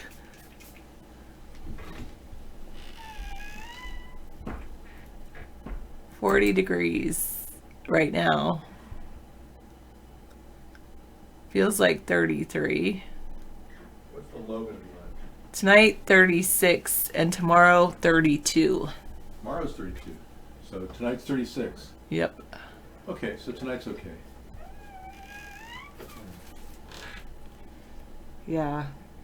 I had such a fun time at my Western Governors experience that I seriously thought about going back to school to study programming. But then I'd have to go back to get a bachelor's degree rather than going back to get like further like in the same field. And I was like, I think I'm just going to study programming on my own. But I really like how they're set up because they basically you sign up for a 6-month period, which can start anytime. And then you pay for that 6 months, which is pretty affordable compared to like a brick and mortar university. And you have to take a certain number of courses in that 6 months to have what they call on-time progress, or like basically don't shirk your responsibility. And then what's really cool about their place is that you only take one course at a time too, so you don't have like you're not drawn into 3 different directions or 4 different directions like normal college, and you can just focus on that one class and then focus on your next class. And then once you're finished with those, you can still say you can do what's called accelerate. So you can finish those courses and be like done in like 3 months and be like, well, and then they say, well, you can go ahead and pull in classes for your next trimester or next term. You can do another class so that you can knock it out early. So I was able to take 2 years worth of school and squeeze it and finish it in 15 months. Yeah, I'm good at programming and coding, teaching in schools. Yeah, that's true. I kind of want to do the coding thing on my own and kind of run servers in the side. We'll see. David's lucky he has a party, America's third party. Well, it's taken us years to get to this point, and I don't know if I have as many people in my party as I like. I'm sure we can get more people in our party.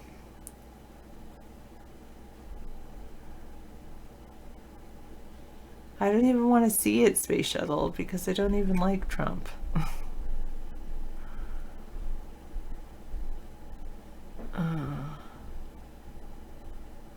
I suppose I could watch it and just mute it. Thankfully, bread and butter have been specially raised by the Jacksons to remain.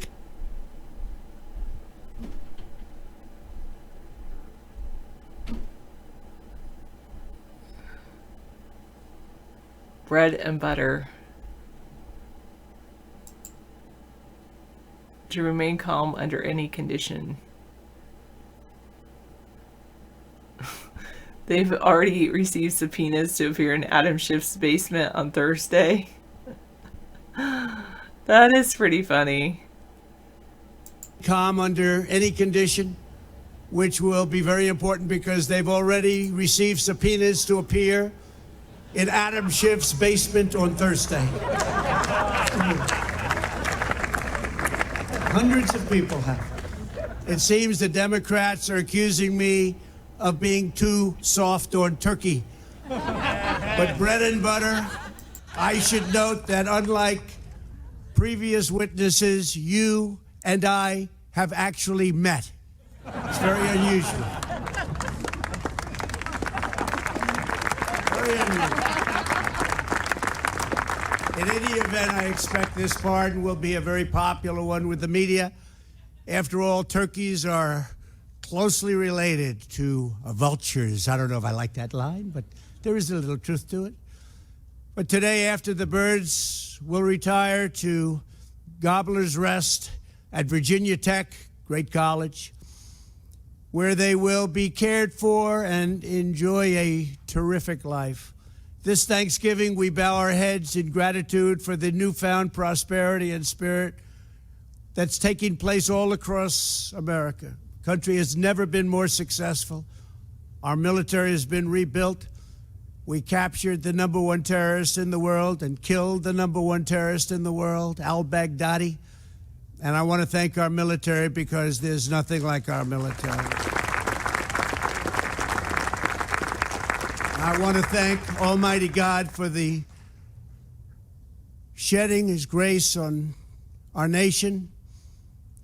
Our nation is special, and we especially send our love to members of the United States Armed Forces serving all over the world. We're forever thankful for those who wear our nation's uniform and the families who support them. The families are so important. They could never be the same without those great families. Because of their selfless service, millions of our fellow Americans are celebrating another wonderful Thanksgiving in safety and in peace. And just a very special country, a very special place, the Rose Garden at the White House.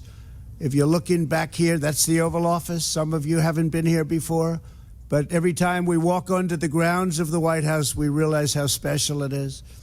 So now we reach the moment bread and butter have been waiting for so patiently, their presidential pardons. Melania and I wish all Americans a very happy and blessed Thanksgiving. We love you all. Butter, let's talk to you for a second, because I'm going to do something that you're going to be very happy about. Uh-oh, that looks like a dangerous bird. It just escaped.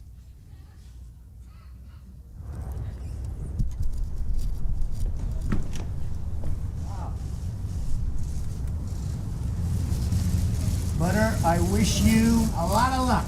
But I hereby grant you a full and complete pardon.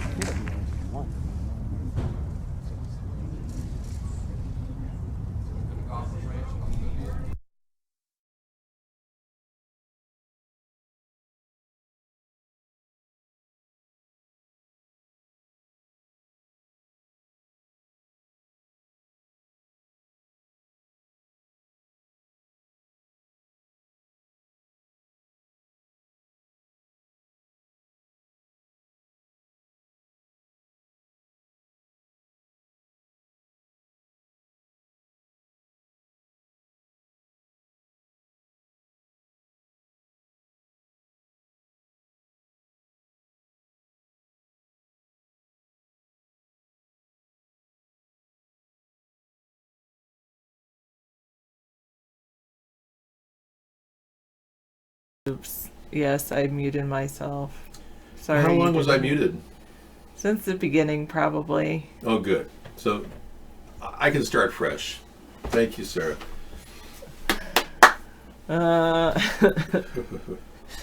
David was giving me a pardon for... No, just kidding. No, I just wanted you to enjoy your evening. All right, I know. I was just joking. She's working, a lot, and she needs to just enjoy her time away from her job. Thanks, Sarah. That's awesome. Wonderful. Yeah, 0% humidity. It's dry as a bone out there. No snow in the forecast.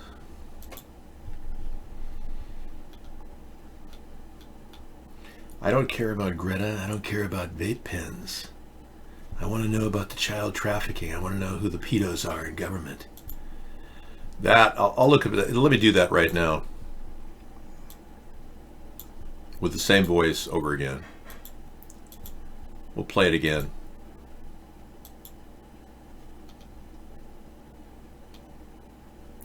Need a bigger picture though.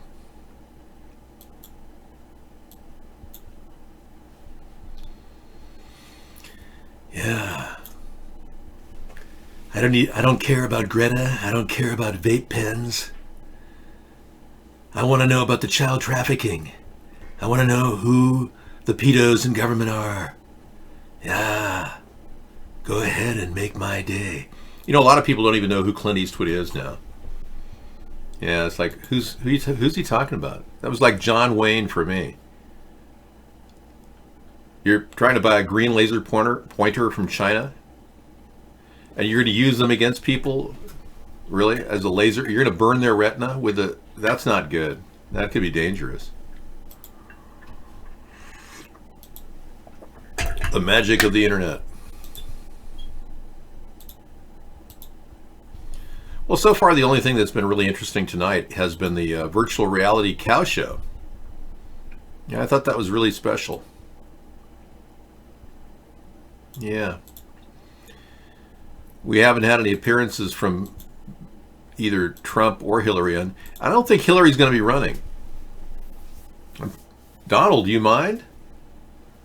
We have a lady who's got a very important message to talk about Tai Chi about.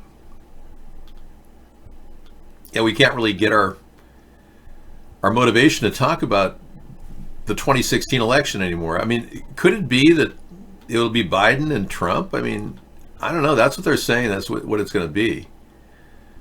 I find that hard to believe. Yeah, Clint's his whole family has longevity in there. I think his mother's still alive. Well, let me see, or maybe not. Let's see, Clint Eastwood's mother.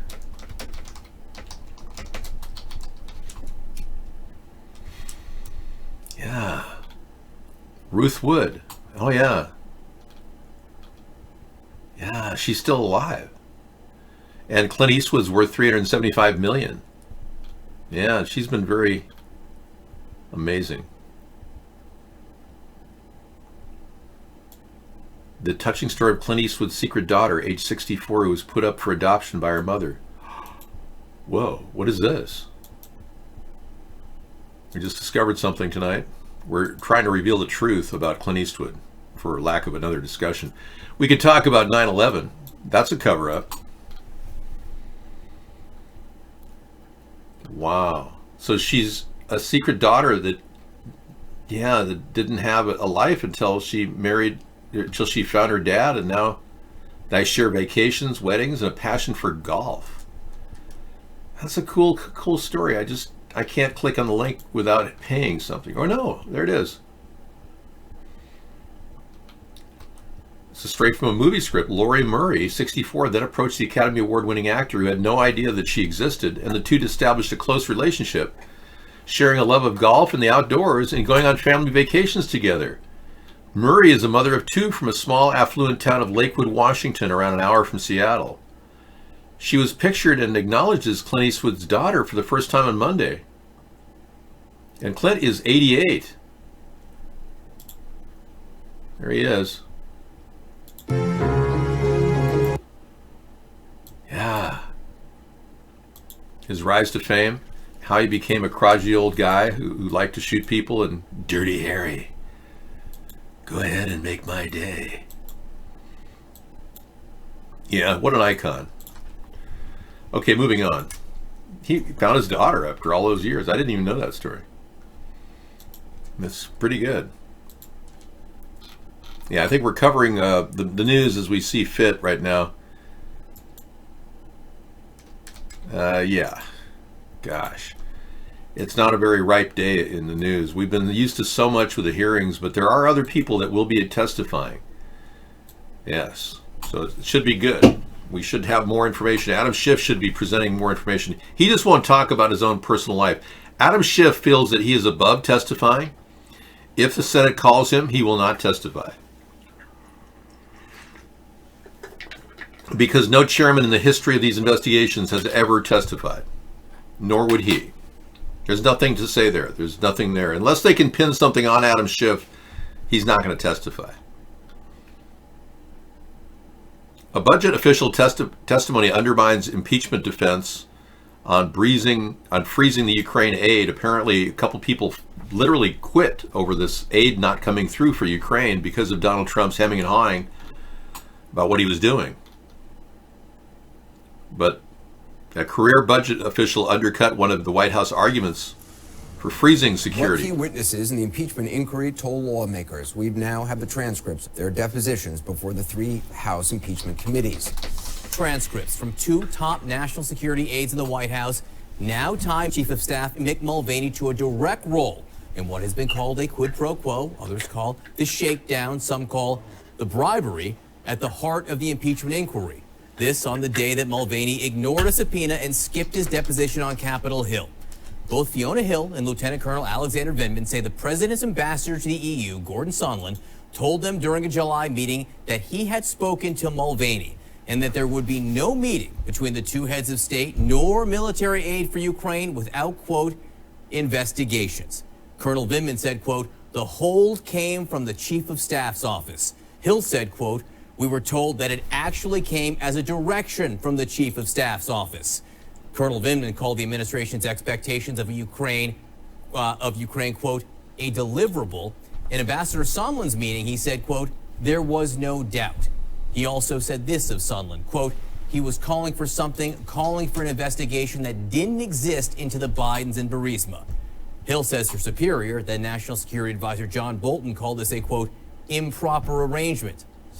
Long-serving career diplomat William Taylor told lawmakers it was his clear understanding, his words, his clear understanding that U.S. security aid was being withheld from Ukraine until Ukraine did for President Trump what would amount to personal political favors, something that committee chairman Adam Schiff questioned him about.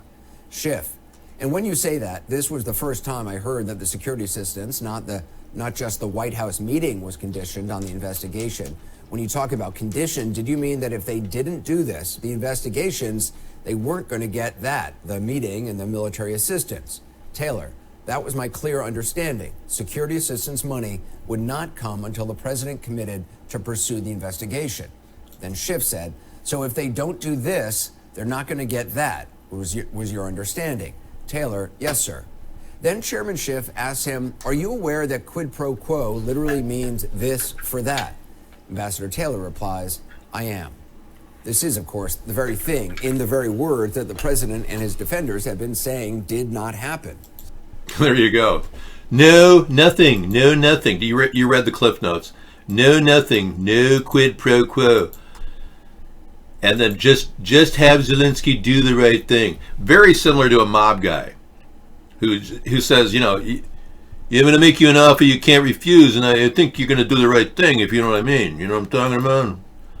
Okay, now this is another story that just came in from the Daily Beast. Trump denies Giuliani acted on his behalf in Ukraine. Rudy has other clients. So now Rudy was over there for other reasons.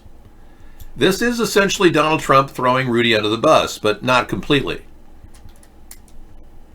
He made up a story. Rudy was there for other people, not me. So Donald Trump can make up a new story on the fly to cover his lie, to cover the other lie, to cover the other lie.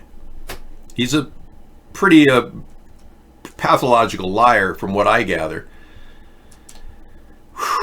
So we got a big, huge problem to deal with there.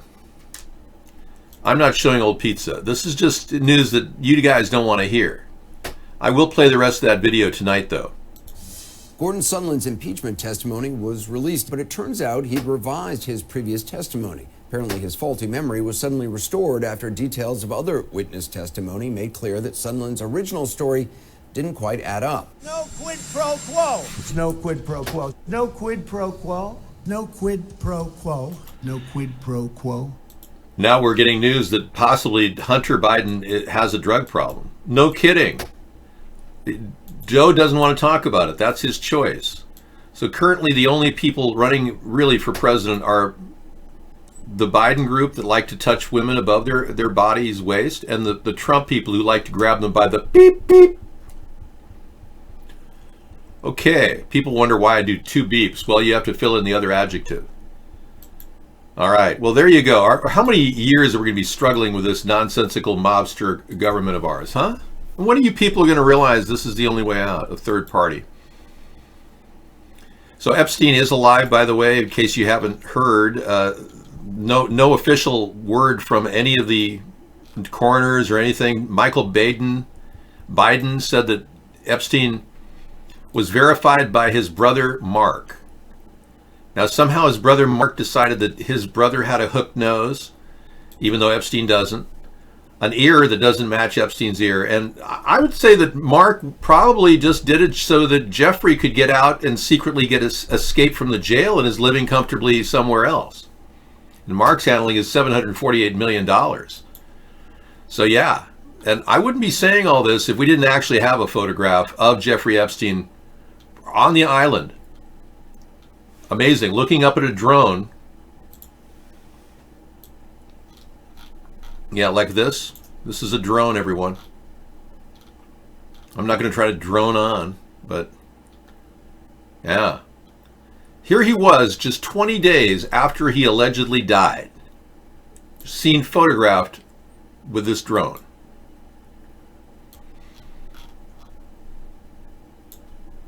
Isn't that amazing? From high above the St. James Island, he was just reviewing the damages from Dorian, that hurricane, and this photograph was snapped. That is Jeffrey Epstein. There's no doubt about it. How can anyone think otherwise? And it's the signature light blue shirt that he loves so much.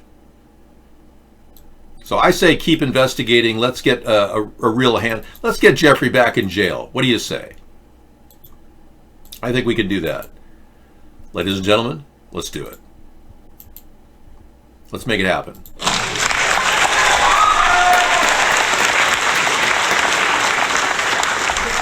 Thank you.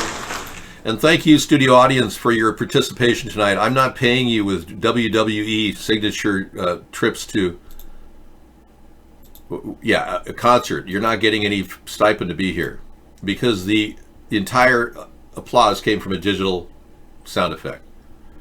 All right, so we're done here. Great. And yeah, we'll be done with this whole thing in about, I'd say, 6 months. Trump will be resigning.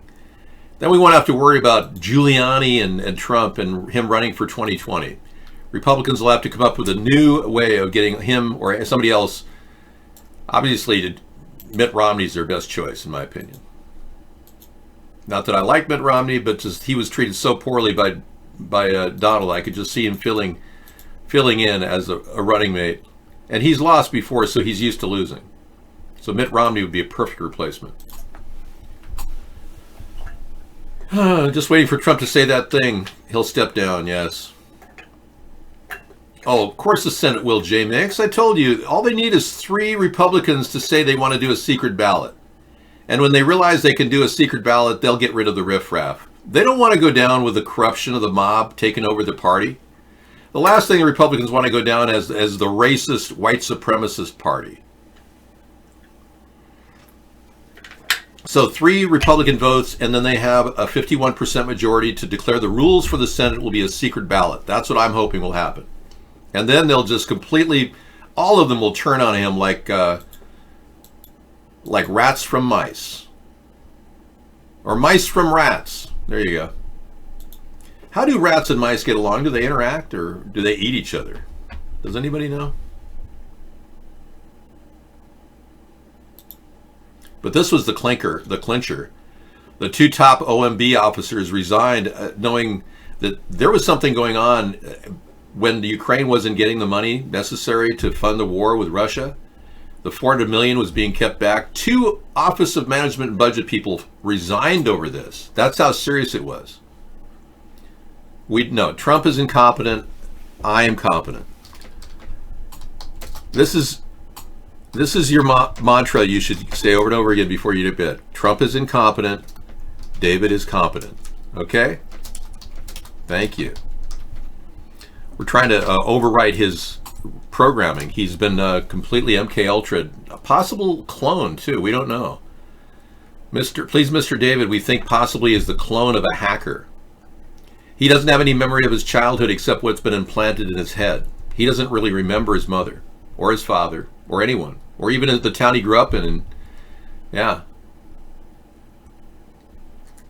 No, I don't think Trump. No, Trump is incompetent. You got to understand, the only thing Trump has done right is follow me and everything I do. He steals ideas from me all the time. Donald, if you're watching, what I want you to do is I want you to replace Pence with me. Richard Nixon did it. There's no reason why you can't make Pence the Spiro Agnew and me the Gerald Ford. Okay? We can talk about that over some dinner, a couple lobsters. I love lobster too. I know you love lobster. I know that. I know you too well, Donald. Yes, I've been studying you. Hi, Odin the Cat. Welcome.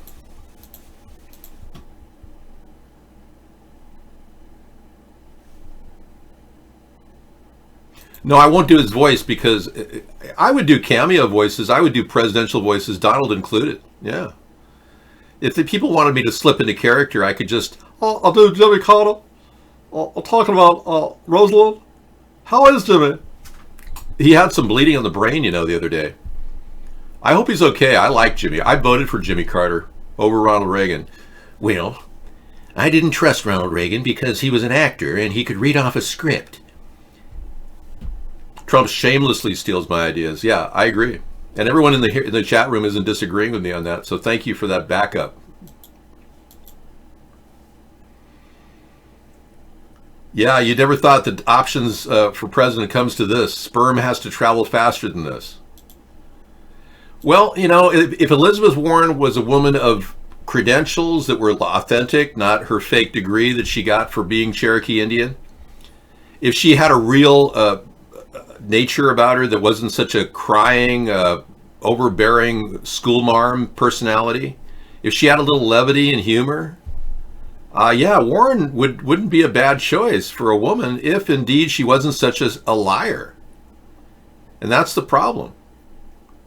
Pete Buttigieg, they say, is possibly the biggest con artist, just like a Barack Obama artist, taking advantage of the weakness of the Democratic Party and how hopelessly concerned they are about gay people, even though gay people only occupy at most 5 to 7% of the population.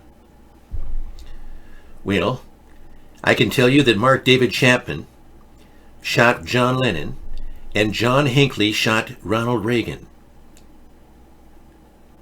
Now, Mark David Chapman is locked up forever and ever and goes up for parole with Yoko Ono asking for his release. Not his release.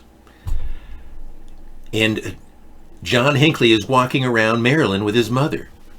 Now, how can you shoot a president? Now, this is a terrible thing. John Hinckley shot Ronald Reagan, nearly killed him, and is now walking the street with his mom, living in a nursing home. I mean, how is that possible? John Hinckley definitely has, the truth of the matter is John Hinckley has a very, very rich family. And what's really weird is that John Hinckley was at George H.W. Bush's house the night before he shot Ronald Reagan. He was at a party. And that wasn't even brought into the court case regarding his insanity plea. I don't want anyone to shoot a president, but I can tell you that how can anybody get off from shooting a president? Well, John Hinckley did. He's walking free. Yeah, let's see if John Hinckley has been seen in public.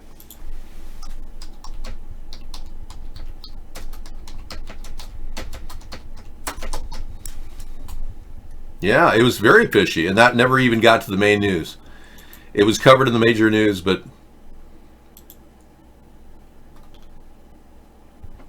here he is when he was arrested for shooting our president, nearly killing him. He would have died. And there he is in his leisure suit jumpsuit out there near Maryland where he's staying with his mom. Marm. Can you imagine meeting him in a coffee shop? Hi, what's your name? John. Oh, okay. You look a lot like that guy John Hinckley. That's because I am. Well, believe me, Barack Obama gave into a terrorist and Bergdahl got off. Yeah. Well, how can Donald Trump stand there and say that Kim Jong-un had nothing to do with Otto Warmbier's death? Oh, I support Kim Jong-un on this plan. And Kim Jong-un hasn't given us anything. No denuclearization. Oh, the big word thing. Oh, yes, denuclearization. Yeah, Donald, it's a tough word to actually pronounce. He's never actually said denuclearization. They got him to say denuclearize. We're going to denuclearize North Korea. Well, how can he take Kim Jong's word on the Otto Warmbier being turned into brain mush, and when he came home, he died? I mean, how is that flying with the family of Otto Warmbier, who apparently Donald Trump doesn't care about the family? He backs Kim Jong-un on this one. Unbelievable. Now, this is kind of special. Aerosmith singer Steven Tyler has opened up his home to abuse women. Well, are you sure he just doesn't want to get laid or something? It's a little bit weird. I'm glad, though. I mean, this is great. I hope nothing weird is going on, though. We've all heard about this guy and his behavior. It's a little bit too kinky, don't you think? Okay, well, anyway, I'm glad he's doing it because people are abused. I'm sure there's somebody in attendance to make sure he's not wandering from room to room. I would never trade or give a terrorist like Obama did. Are you kidding me? Dr. No, that what Obama did was deplorable. Yeah. He was a complete nincompoop, releasing known Al-Qaeda operatives in exchange for Burdall, who obviously was a known deserter who probably would have spit on our country if they really asked him. We now go to this story. Nearly half of the U.S. homeless people live in one state, California. Yeah, but they're living there because the weather is so nice. I mean, just the other day I was watching Greta and Arnold drive on the beach in Santa Monica in the bicycles. I mean, even the homeless know how nice it is there. I lived in the Santa Monica myself. I know that it's a very beautiful place.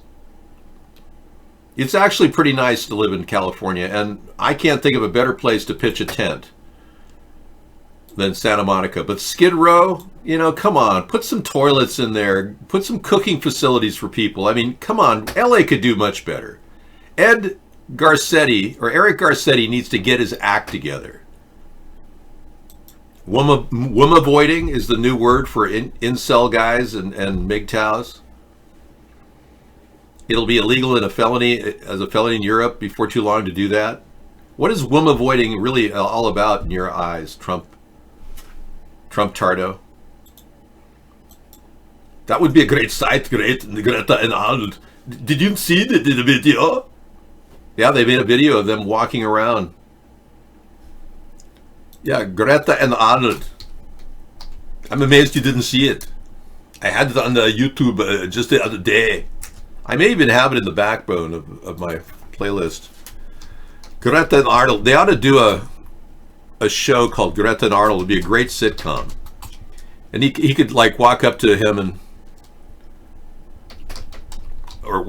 he could say to Greta, I know you are underage, but I don't mean to say this, but very forward, but you don't mind if I actually help you with your hair? It's terrible. And it could be like the Greta and Arnold show. The Austrian World Summit on Climate Action is underway in Vienna. Organizers are urging world leaders to stick to the agreements outlined in the Paris Accord and publish new commitments by next year. It is the brainchild of former California Governor Arnold Schwarzenegger. Also in attendance is Swedish climate activist Greta Thunberg. She's inspired tens of thousands of young people around the world with her Fridays for Future school strike. Now, in her speech, she had a stark message for the audience. Have a listen. How dare you? During the last months, millions of children have been school striking for the climate, gaining lots of attention for the climate crisis. But we children are not leaders. She's reciting off of a script. Yeah, she's absolutely reciting off a script. I'd much rather have another type of Greta. How dare you? How dare you? People are suffering. People are dying. People are suffering. Okay, so we're gonna, the reality check here is, I don't think she's going to get a boyfriend unless Arnold wants to take her in when she turns 18. Yeah. And you'd be okay with that. I'm sure Jeffrey Epstein would have her at his island retreat now that he's free and on his own and nobody thinks he's alive except, of course, me. This is the video where women avoid comes from. Okay. Thanks, Trump Tardo. You are dealing with a group of people the female radicals who lack the ability to see when things get out of control. Everybody sees the writing on the wall.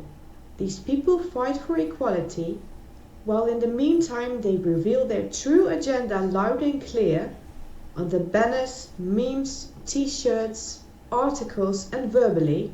The future is female. Hey, that's cool. I'll play that tonight. Yeah, I don't mind doing that. Thank you. A lot of people are kind of overwhelmed with the stereotype. Do you know that women's feminism was actually created by our government? That they hired people to promote feminism that worked for the CIA. Yeah, there have been feminists who've actually promoted it.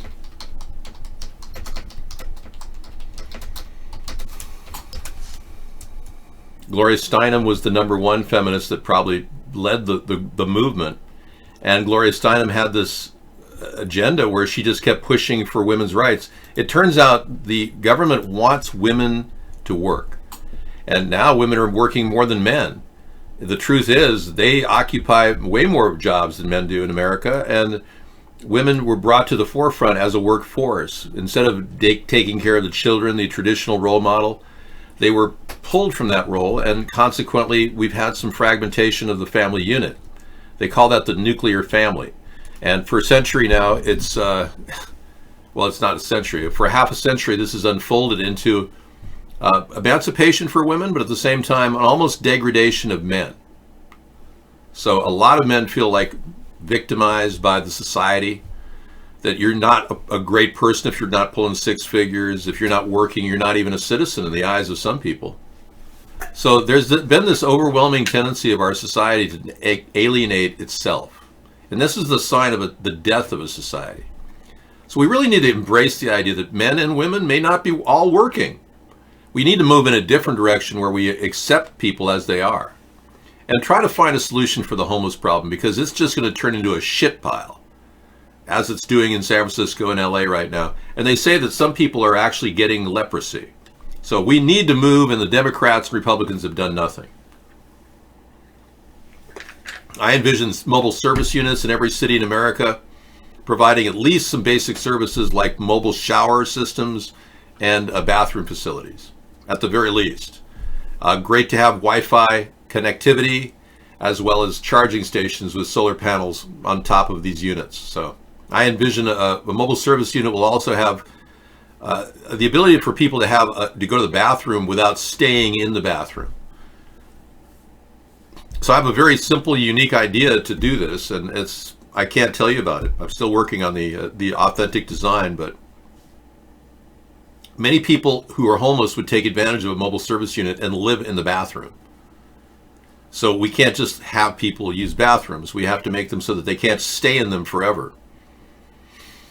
In this area where I live, they're putting out these Portland loos that are not even ethical in my mind. There's no running water. And the Democrats just love this. The Portland loo. It's crazy. It's over the top. It's just a hole in the ground. And there's no place where you can hide, because the bottom is actually open to anybody's view. So if you're in there for an extended period of time, but somebody could theoretically lock themselves in there. And all it has is a toilet in the middle.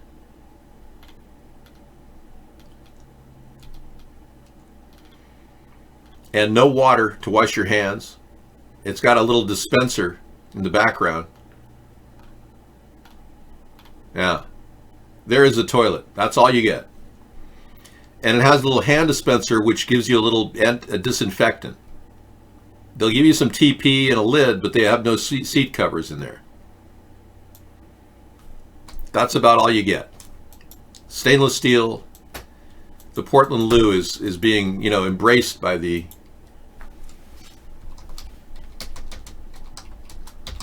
Democrats, and they're putting these everywhere. It's like, oh yeah, we want to just put this out there for everybody to look at.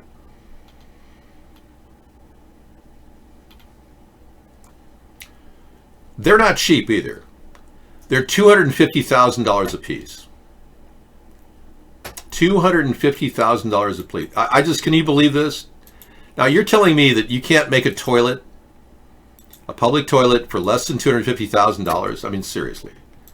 The Democrats or the Democrats don't know what they're doing with money. They got ripped off.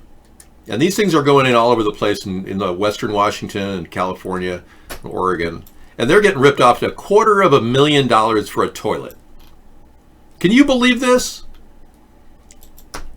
You gut out a trailer and put a couple of toilets in it and just make it a public restroom for under $4,000.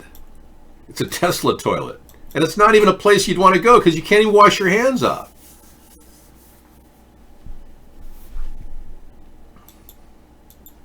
Mr. David, if they didn't have to stop Mr. Trump, they could do things. Well, the fact is they have to stop what he's doing because he's working for Russia. Donald Trump is working for Russia. Everything he's done has worked for Russia. He alienated NATO.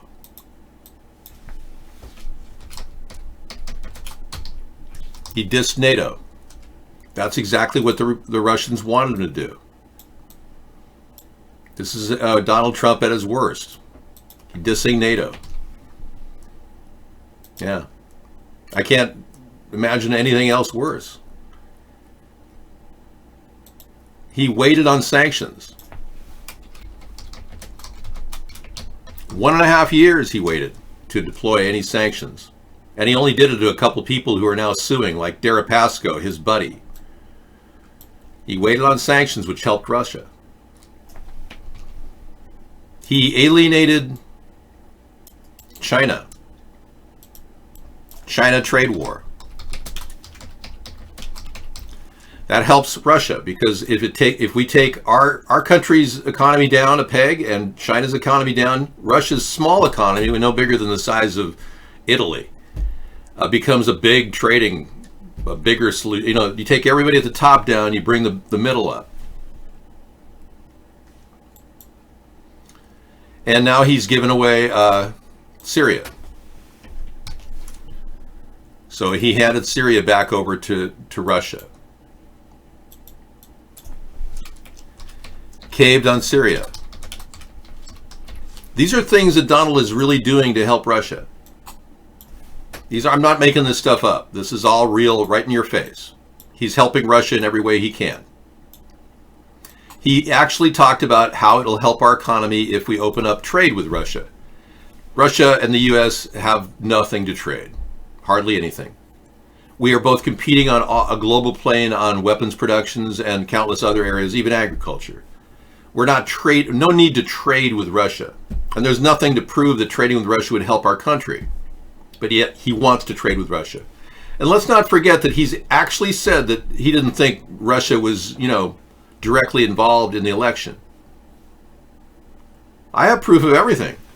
He gave in to Vladimir Putin and handed over an airfield in Syria just last week. He systematically disabled our relationship with China.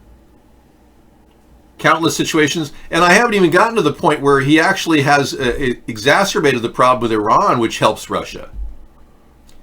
Need I mention that he's in many ways possibly giving away our position in Turkey to Russia when Turkey ordered a few S-400 systems from Russia. Now they're telling us that they won't buy our F-35s. We won't sell it to them. They want to buy them, but we won't sell it to them. Instead, they're willing to buy Russian MiG whatevers. So we're losing business to Turkey, and Turkey is sitting on 50 nuclear weapons that NATO has given them, which are supposed to be earmarked against Russia, not with a side deal with Russia, getting military gratis from Erdogan. So that's another area where he's helping Russia. It goes on and on. I don't really need to, elaborate on all the different areas that he has obviously caved to Russia, but seriously, there is truth. The truth is we're losing in this battle with Russia to control world politics. Not that we even should control world politics. We should be pitching limited nuclear force INF treaties we should offer a solution, a fig leaf or an olive branch or something. Yeah, fig leaves are used to cover something. Yeah, an olive branch. We should offer an olive branch.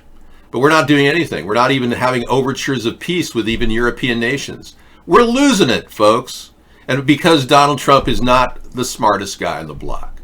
He's asleep at the switch most of the time. And he doesn't really lead the news. He plays damage control, and he's been doing it for 3 years. No, you can get fluoride-free mouthwash. Tom's of Maine makes it. It is hard to find, but it is available. Check one of your higher-end stores. If there's a Whole Foods, they'll probably carry it.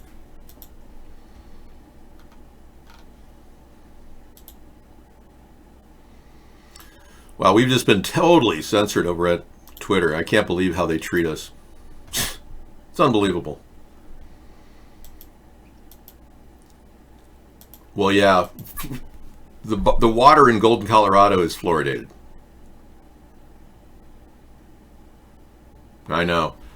There are fluoride-free beers. I would highly recommend getting Grolsch.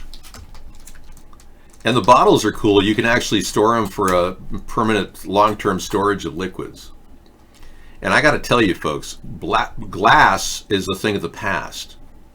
It should be the thing of the future, but you need to actually look at getting anything with glass. We just saw a couple of waters that we were at a local store, 99 cents for a bottle of Shasta purified alkaline water from Mount Shasta. And it was in a real glass bottle. I said, Sarah, those are hard to find. Grolsch, I believe, they have the self-sealing, or the kind of tops that you beer drinkers could actually keep a beer in the refrigerator if you have a few sips and you could put them away. There's a possibility you could actually drink your beer later.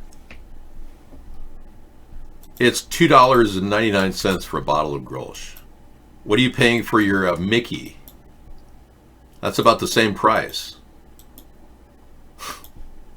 I mean, I think you're missing the point. Grolsch does not have any fluoride in it.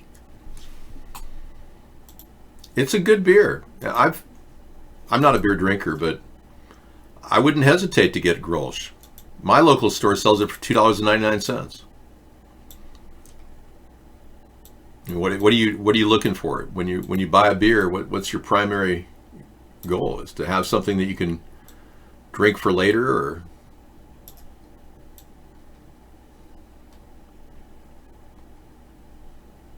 yeah. Anyway, I have about 5 big beers that I have in the refrigerator. I was able to give one person a beer this year. Yeah, I keep it around for in case somebody wants a beer.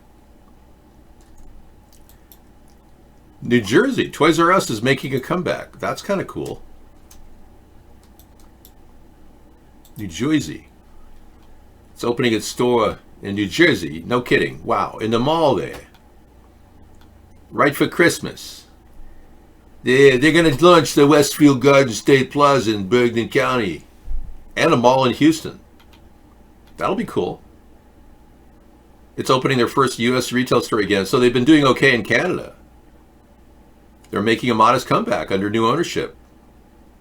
Wow. Famed mascot Joffrey the Giraffe will preside at the ribbon-cutting ceremony before the store opens to the public at 10 a.m. I hope they don't get attacked. The rush of people. That's kind of cool, you know, seeing old American companies get new buyers and come back. Yippee.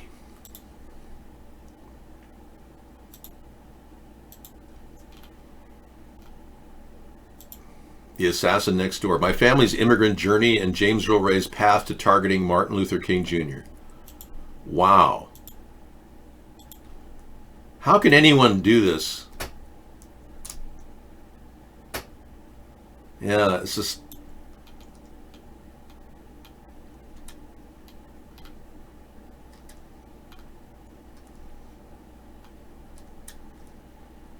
Okay. This is a tough one. Yeah, I'm not really getting the story here.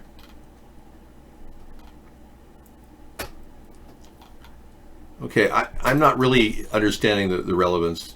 The assassin next door. Are you talking about James Earl Ray? He did not assassinate Martin Luther King.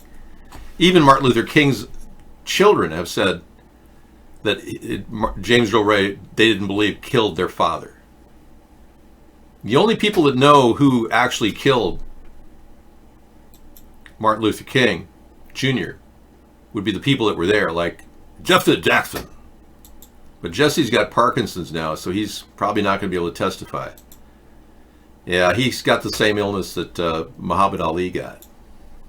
Jesse Jackson. And his son, I think, finished his prison term, so... Yeah, a whole 4-pack is $10, so it's about $2.50 a piece. That's pretty good. Yeah. It's a good beer. It's highly rated, 4.5 stars. That's why I'm saying you can't go bad with any of the beers from Netherlands, because they have fluoride-free water. You've made yourself well known on that, Hot Rails.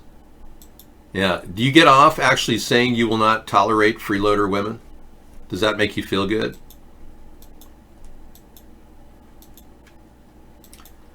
Bridal shops are failing, baby stores are failing, anything that doesn't cater to the MGTOW is failing. So Harbor Freight is doing very well because a lot of MGTOWs, men who've gone their own way, purchase their solar setup there and get all their heavy equipment and their machinery and their heavy power tools. So Harbor Freight's doing well. But pamper stores, baby stores, no.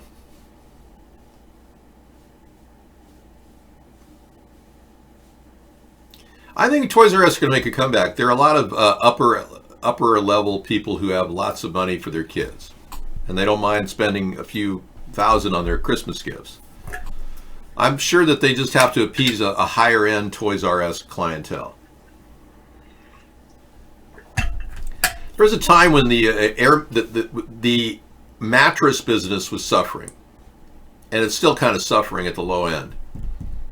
But there were companies that made $10,000 mattresses, all organic, hand-grown cotton with organic hemp fluffing and all kinds of weird stuff.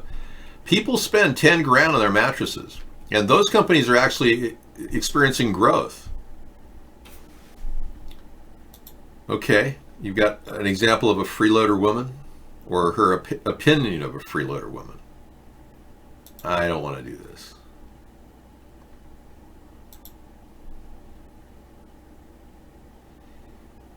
Hi, J-Mix. You were in earlier. Yeah, free stuff. At AOC, I know you didn't want to hear that again. You're a very intelligent woman when it comes to a lot of things. I want to argue that, not this. Wait a second. Victoria is calling AOC a very intelligent woman? That's a red flag right there. I see. So she's endorsing, Victoria is endorsing Ocasio. Why don't they just have like a gay tryst or something and, get it on? Since they're so in approval of that, I'm sure that would be perfectly fine for them. Yeah, I don't want to, hold back two lesbians from their ideal love. Maybe she's her soulmate and she doesn't know it yet. No, 10,000 is what some companies sell for mattresses. Let me find you one.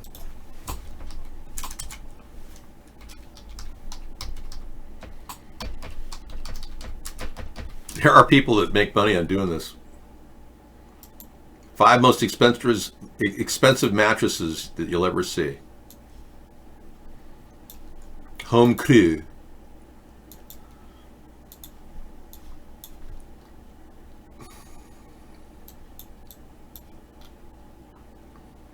Oh yeah.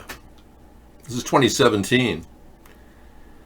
The luxury mattress market starts at 10 grand and as high as 150,000 per sleeping pad. 150 grand. I'm serious. Oh yeah, that mattress right there is $145,000. No, I think you don't know what's happening. You just haven't tuned in. There are people with so much money they don't even know what to do with it. This one's starting at $36,000. Heirloom King. Oh, I know. companies like Spring Air decided to diversify, and they created the ultimate mattresses because they have the means and the way to do it. And they put price tags on it, and they actually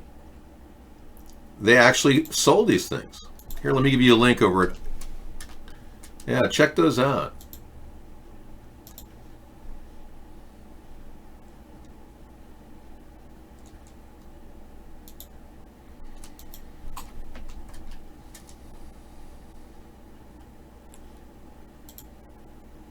It's Eric, yeah.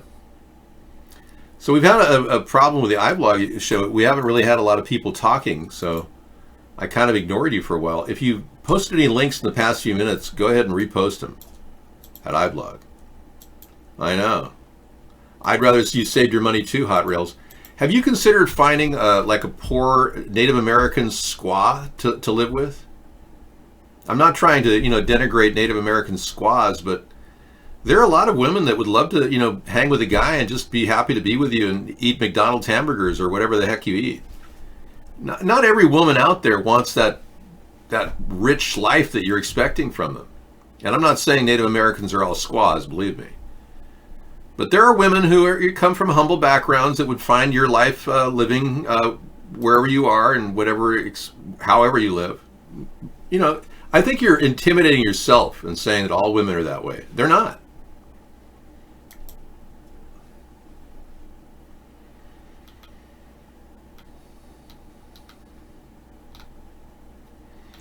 I don't do anything with would-be suicide links. Sorry. I can't watch a suicide. Nor can I actually share it in the show. That's very negative. Sorry. No offense, but I just can't have that in the show.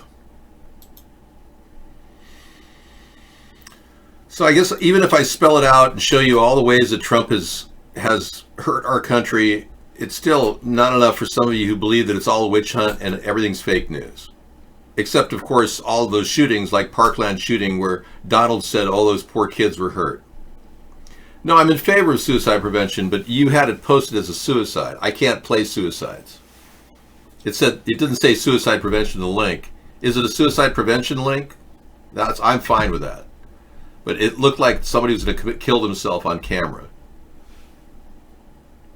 I'd be glad to post the link again if it's not somebody killing themselves. I think a lot of girls out there are just looking for an honest, hardworking man to kick around with. Yeah, exactly. J-Mix, you're right. Well, I don't know. I get links from a lot of people. Go ahead and repost it.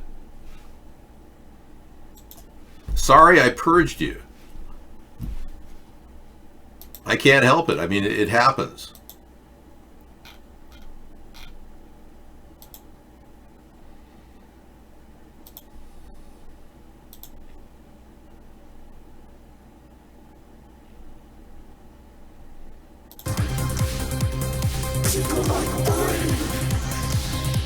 Entire ecosystems are collapsing.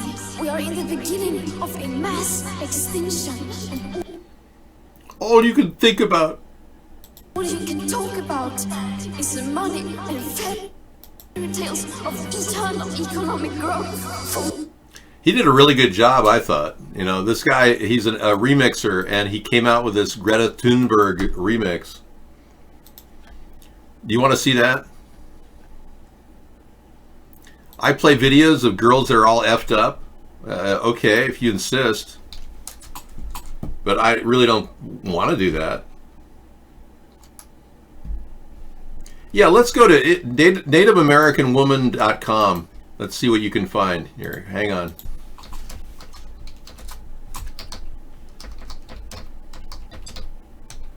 It's not like a mail order bride thing. The most stunning Native American girls ranked. These 10 lovely ladies are the sexiest women, and Latino too. Lovely ladies, yes. You ready to start number one? And these are very successful Latino women or Native American women of Native American descent. Jessica Alba. Now she's not looking for money. She's just an average young woman looking for a date, if indeed she's not already taken. She's pretty. and pretty much the end of all be-all hot chicks right now. She's also an actress. She owes her ridiculously good looks to her Danish, French, Canadian, Mexican, American roots, but a DNA test on the George Lopez talk show revealed that Alba is 87% European and 13% indigenous Native American. Isn't that great? So there's your first girlfriend possibility. All these guys are just hating on women. They feel like there's nobody out there for them. Megan Fox. Oh my gosh, there she is. She's got Native American descent. Now, every time I show you a really pretty woman who obviously could be a really nice person in your life, like any one of these women, you just say, no, she's just after money. Karen McDougal, she didn't even ask Donald Trump for a penny to have sex with him. She believe me, Donald Trump, according to Karen McDougal, who she's still writing a book, he offered her cash after their first sex act while he was married to Melania, allegedly. And she said she was really offended. And this Playboy bunny would never take cash for sex. She actually liked Donald. Yeah. Moon Bloodgood. There's a pretty woman. Angie Harmon. There you go. See, are you getting the Native American feeling? Kara Fawn. There's another one, Native American descent. Yeah. Carrie Underwood. I did not know that about Carrie. The truth is out. She has Native American roots. Jessica Biel. See, I have Native American roots, as you know. Vanessa Hudgens. Wow, all these women are very good looking. Yeah, you'll like that. Yeah, see how quiet Hot Rails got? Those aren't a reality, really. None of these women would ever date you. I thought you said you're a really good-looking 6'4" guy, well-apportioned. Why don't you think highly of yourself? Any one of these women might like you, dude. But oh no, all these women, they just care about money. No, Warren didn't make the list, unfortunately. But man, are those... Here's a ranking list of all these Native American women. Maybe you'll get excited for going out, move out to South Dakota and you'll find some women that look just like that. Yeah. I never thought they'd be that stunning. And they're all Native American ancestry. You don't mind if I take a look at a few more, do you? Demi Moore. Yeah. She's Native American. Go figure. So we're here to talk about 9/11, the tragic attack that happened over almost 19 years ago, nearly 19 years ago. Yeah, Demi Moore. Mandy Moore. There's something about these Native American descent women that just have this unique thing about them. I don't know what. I kind of ran into something here. Shannon Elizabeth. Oh, yeah. Fergie. I didn't know Fergie had Native American in it. Yeah. See, I'm finally speaking their language. Carmen Electra. That's wild. Wow. Tracy Bingham.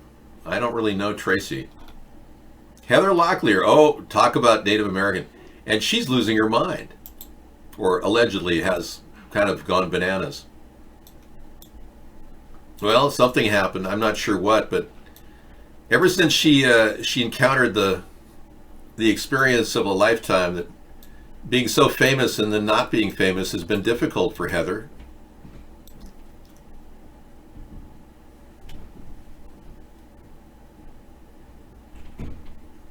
I'm doing okay, Dave.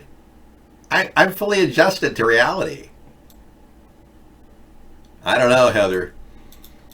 You may want to take a few of those designer drugs to get yourself normalized. Women hitting the wall. MGTOW saves men's lives. This is why men's lives are their money and divorce rape is on the rise. Divorce rape, that's what you MGTOWs are calling it when you have all your money taken away from you? I don't blame you for being upset.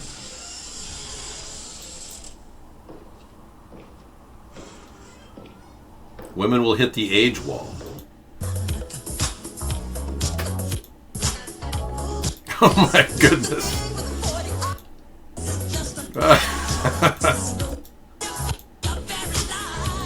All right, thank you so much for reminding me of this nightmare. of getting older. You know, I knew a woman one time who was the most beautiful woman in the world, or one of them. And now she's just this horrible, burned out ex-alcoholic. You know who I'm going to refer to right now. You probably watched my show a few times. Iran versus anti-gravity craft, possible alien technology. Interesting. Okay.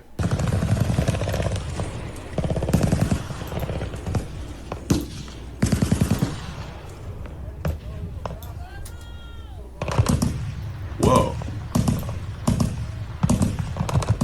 Whoa. Whoa. Whoa, this is amazing. Oh my gosh. I have not heard of ear candling. Well, if people light fire to their ear, don't do it. This is amazing. It shows you the battery of weapons that Iran has. Oh my gosh. That is amazing footage. Thank you for bringing that to our attention. Yeah, and I will play the MGTOW. I'll play the MGTOW tape too. That'll be fun for you. Some of you are still clinging to MGTOW. I don't think you can change your mind once you've gone MGTOW. But clearly there's some issues that you're never going to get past. Okay, that was one heck of a video. I've never seen anything like it. And I've heard that Iran has proton weapon capability. Those look like rounds of fire, though. Okay.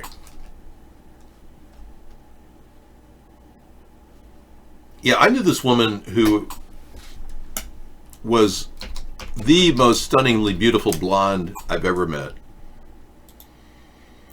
And when I met her, she was an absolute, almost looks like a doll to me. I mean, she was really pretty. And her name was Bree Walker. And she was the newscaster in Los Angeles for many years. And I met Bree Walker because I dated a woman in Hollywood who was a executive, let's just say that. And Bree was her friend. And Bree came over and spent time at dinner, and it was just an amazing experience. Former ex-CBS news anchor, Bree Walker. Well, as time went on, she divorced Greg Walker, her husband, who's now a director, a successful director. And she married a guy named Jim Lampley, and she wanted to have kids.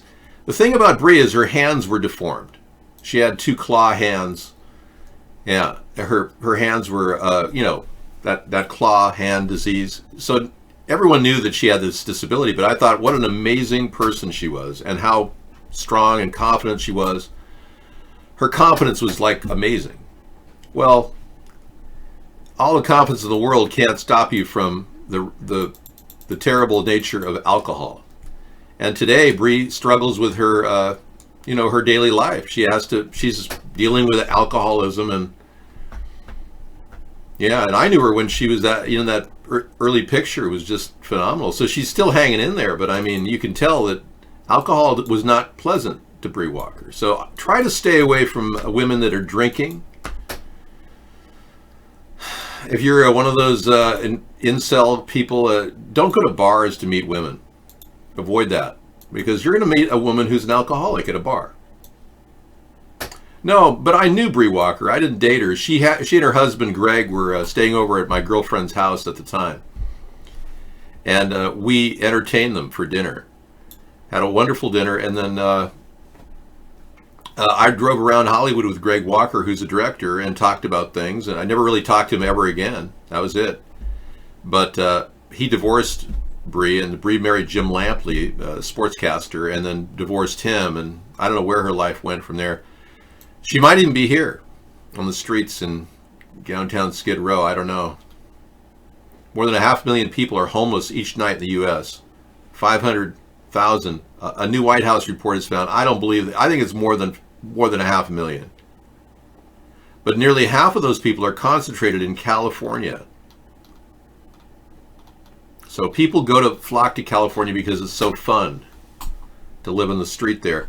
It's a hellhole in Skid Row. You don't even know if you'll be safe. You'd be robbed in a second just walking down that street any one evening.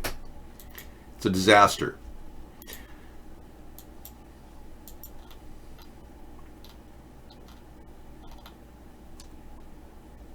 So Tyler donated $500,000. Steven Tyler of Aerosmith donated $500,000 to like a halfway house for women called Janie's Fund. Renovating a home in Memphis for the cause of helping abused women. There he is outside Janie's house.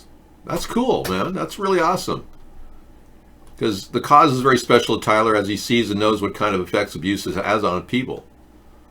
Yeah, it's kind of a roadmap on his face.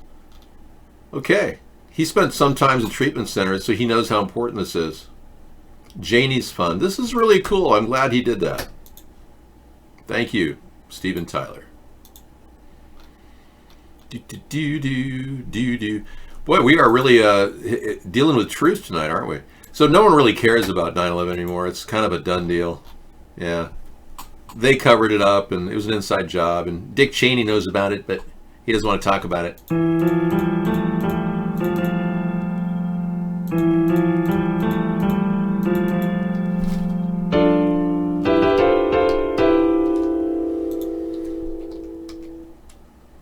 Okay, thank you for letting me play some music. Now, Robert Redford's made a vocal statement about Trump, and he has come out swinging. Thank you, Robert. We like you as an actor. Let's see what you got to say. We need a new face on this because Robert De Niro is getting a little old. Of course, you are too. But Robert Redford says Trump's monarchy in disguise must end. I totally agree with him. Leaders on both sides lack the fundamental courage to cross the political aisles on behalf of what is good for the American people, the actor writes. Excellent. Okay. Nice. Let's listen in.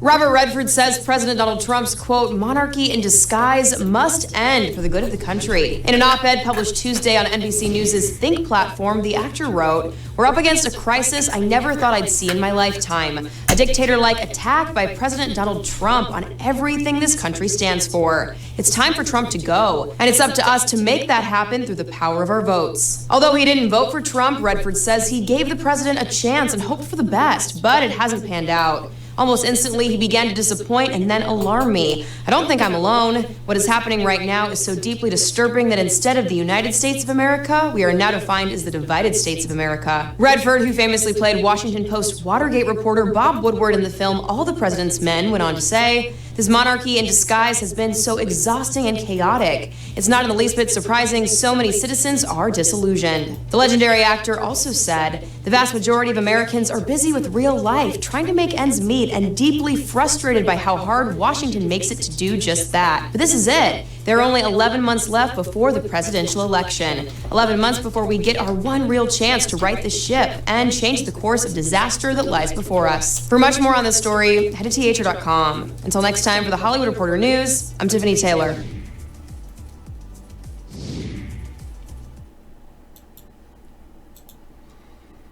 I never really knew that Robert Redford was married.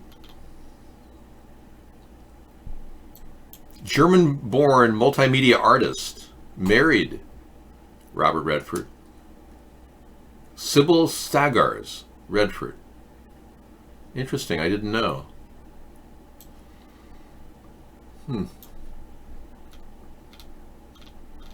on my Facebook account. This is Robert Redford singing "I Got You, Babe."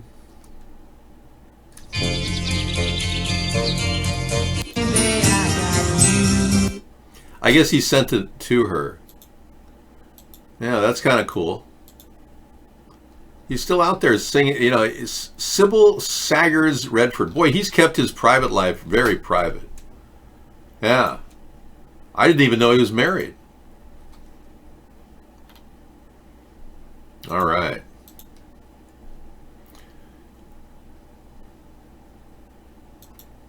Yes. I don't need any other qualifications than that, machine cult. Yeah, my IQ stands for itself.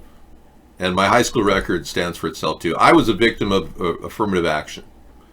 And I don't mind saying that's exactly what's going on with a lot of white people in America. I'm not prejudiced against black people or Hispanics or Asians. I just think that we all need a chance to, prove ourselves. And what happened to me, I don't want to happen to other kids. I want to reduce the age of independent financial status from 25 to 21. And I want to make sure that people have a chance to actually get financial independence at that age so they don't drop off the ledge. I not only dropped off the ledge, I said, I'm going to pursue business. I don't want anything to do with colleges because they were trying to teach communism to me. So I'll defend my position forever. I'm not into the idea of academic attainment to decorate yourself and make yourself look better. I don't have any need to do that. I'm not egotistic like many professors are. Robert Redford was a trained theater actor, one of the great actors we have today. Yes, I agree. Robert Redford is a really great actor and a good person too. I like what he's done with Sundance. I think it's very successful. I think he's really kind of edgy in that regard. And I would certainly hope that he would find another president better than Trump by far. But my history of qualifications is not in any way a subtraction in my mind. I'm a groundbreaker. I've never ever seen anyone who can do what I've done with such regularity in the world. I have almost a superhuman ability to keep going, and I can maintain this steadiness throughout years to come.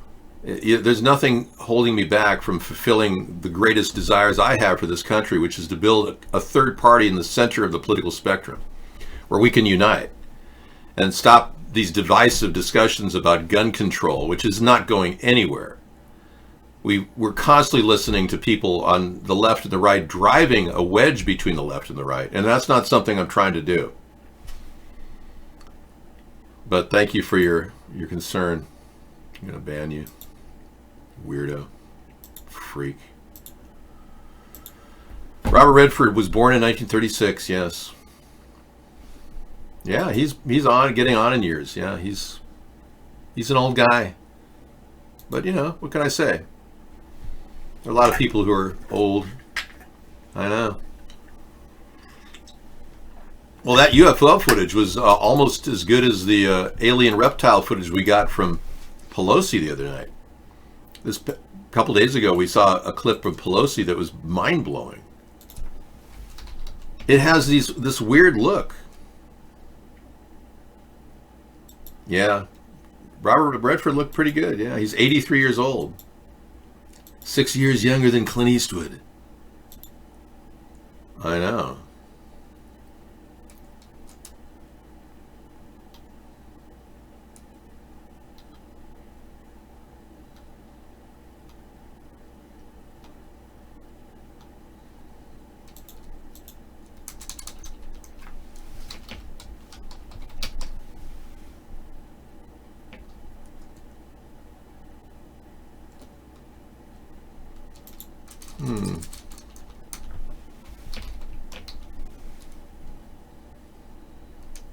It was really weird. I'm looking at my Nancy Pelosi links and I'm not getting it. Huh. That is really strange. Okay, hang on.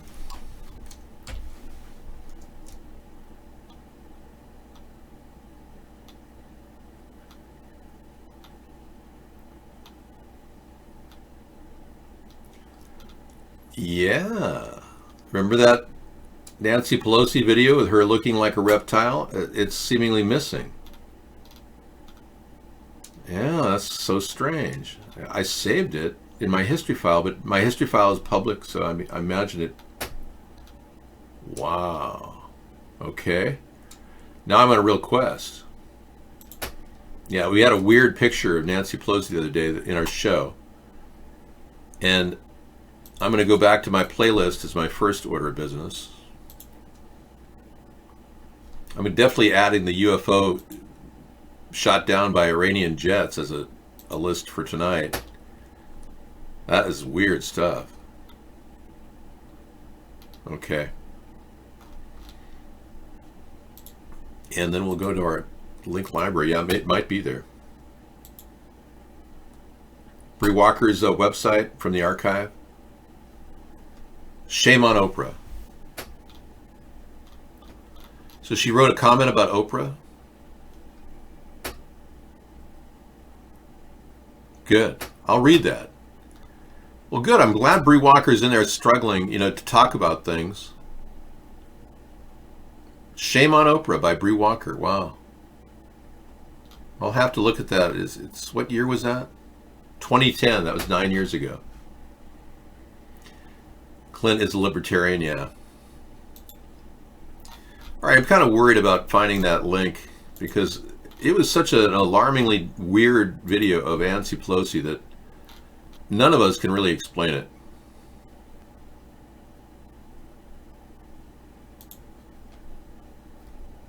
Her website went blank in 2010. I see. Well, that would explain her she dove into drugs at that time. Yeah. Well, just because a person looks really confident doesn't mean they're dealing with all of life's issues. So that's something that happened with her.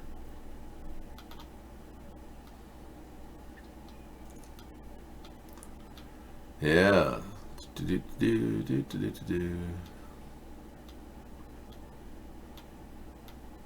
It's amazing.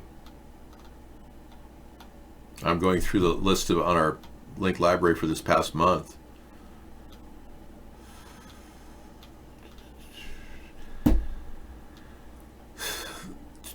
Hey, this guy, let me just show you this. This guy made a smart meter cover, really simple to cover a smart meter with aluminum screening material.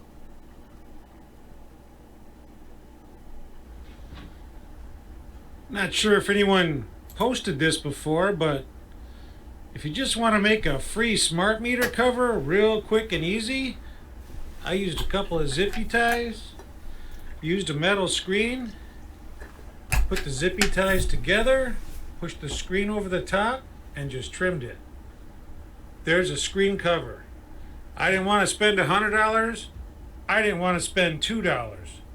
And I didn't. There you go. He built that screen cover. And what this does is it stops the field energy from actually escaping. The signal still goes out through one of those little holes, but it cuts down that field radiation, which is the dangerous part of a smart meter. If your bedroom is near a smart meter, you may want to move away from that bedroom. If your house is next to a smart meter or a grid of smart meters in an apartment building, you need to get away from that room for your own safety. There's a lot of field radiation coming out of these things, and no testing done by our government at all. We've been watching some scary stuff this past month. We saw how some of these new LED lights they're putting in are weaponizable. They have up to 450 volts of electricity going through them. It's unbelievable how anyone could possibly think that something like that is safe. They're putting it on the market here in the US and in the UK, so.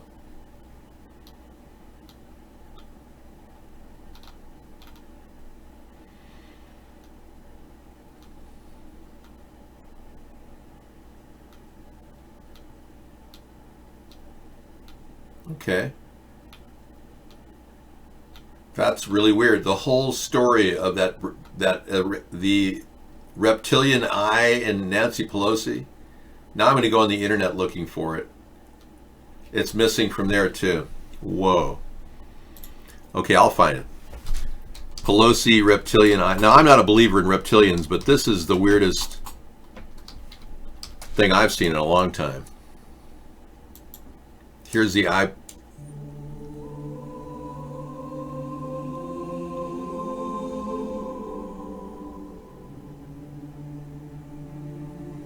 That's not the one we were looking at before. We'll lose the Gregorian chants. That's not the one. Apparently she's got a couple of these videos out. No, that's not it. No, there's no eye there. That's weird. No, this is not the one. It's an old picture of her. Okay, so that's gone.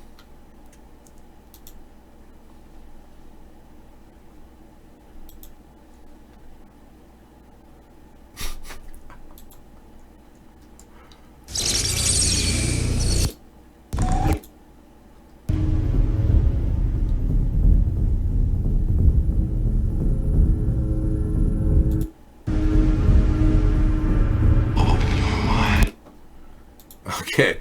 Apparently there's a lot of these clips. I'm going to be doing my search tonight on my own, then, I guess. Because there's no reason why that would disappear. Did you find it? Here it is. This is real, folks. We learned that well-known former news anchor Bree Walker was arrested on suspicion of DUI. Now, this is a mugshot released by the Anaheim Police Department. The 61-year-old was arrested early this morning after a traffic stop where she failed a field sobriety test. You got me the wrong, but that's Bree Walker, yeah. Poor Bree. Okay, I'm still looking for the Nancy Pelosi alien eye picture. Well, I'll be looking for it for some time because it's got to be in my history file.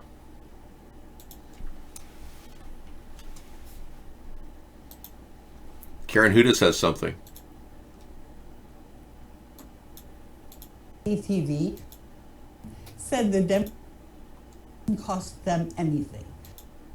Our own individual thoughts. And some people... Yeah, I'll add this to tonight's list. I think she's an unusual person. She's the former World Bank attorney who is trying to stop the World Bank from taking over the world. Yeah. Okay, so let's go. Nancy Pelosi, reptilian eye speech, November.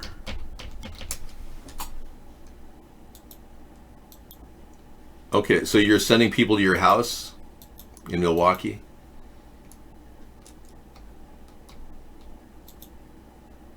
As we continue to gather evidence and the facts from the testimony, we'll go where the facts take us. I believe that the truth will set us free. The president has said to me, the call was perfect. I said to him, the call was perfectly wrong.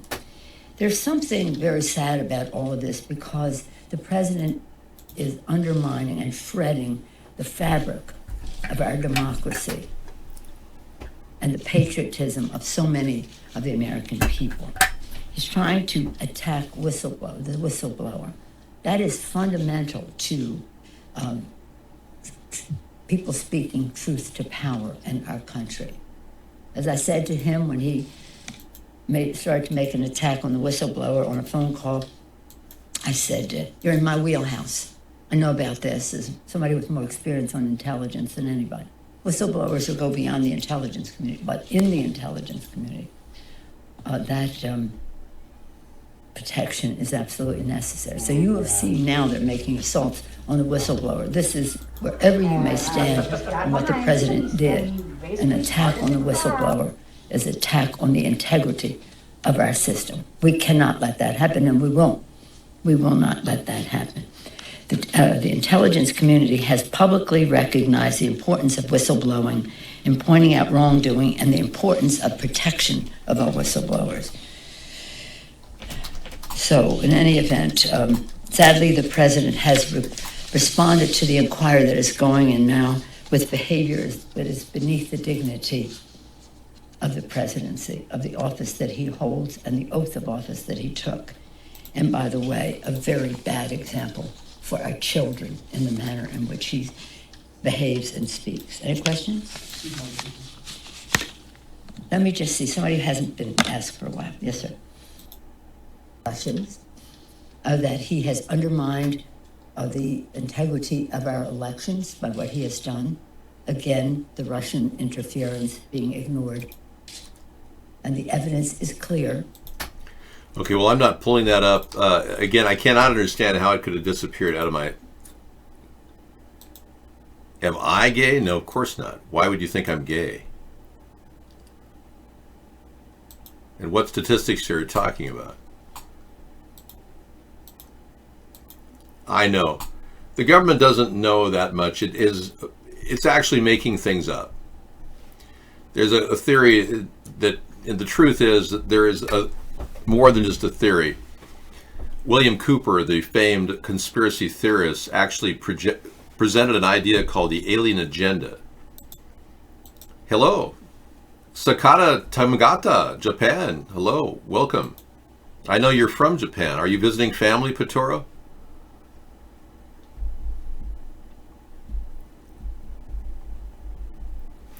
I'm wondering because it's been scrubbed all over the internet, guest 947. and it's not in my history file. That's so strange. Anyway, I'll be looking for it later tonight. I'm not going to give up on this one. Did Nancy Pelosi shapeshift? Here it is. This is November 21st, 2019. This is it. You're going to see her say something. And we did corroborate this with a live video. Take a look.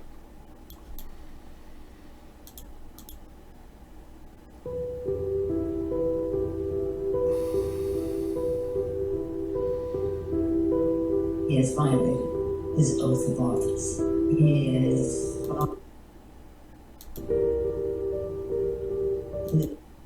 That is so freaky. Isn't that freaky or what? Wow. I mean, I normally don't get freaked out by things, but here is the lake, folks. Thank you. I found it. Thanks, Dave. You're welcome, Dave. Yeah, check that out. That is some freaky stuff. We did corroborate it with a real video.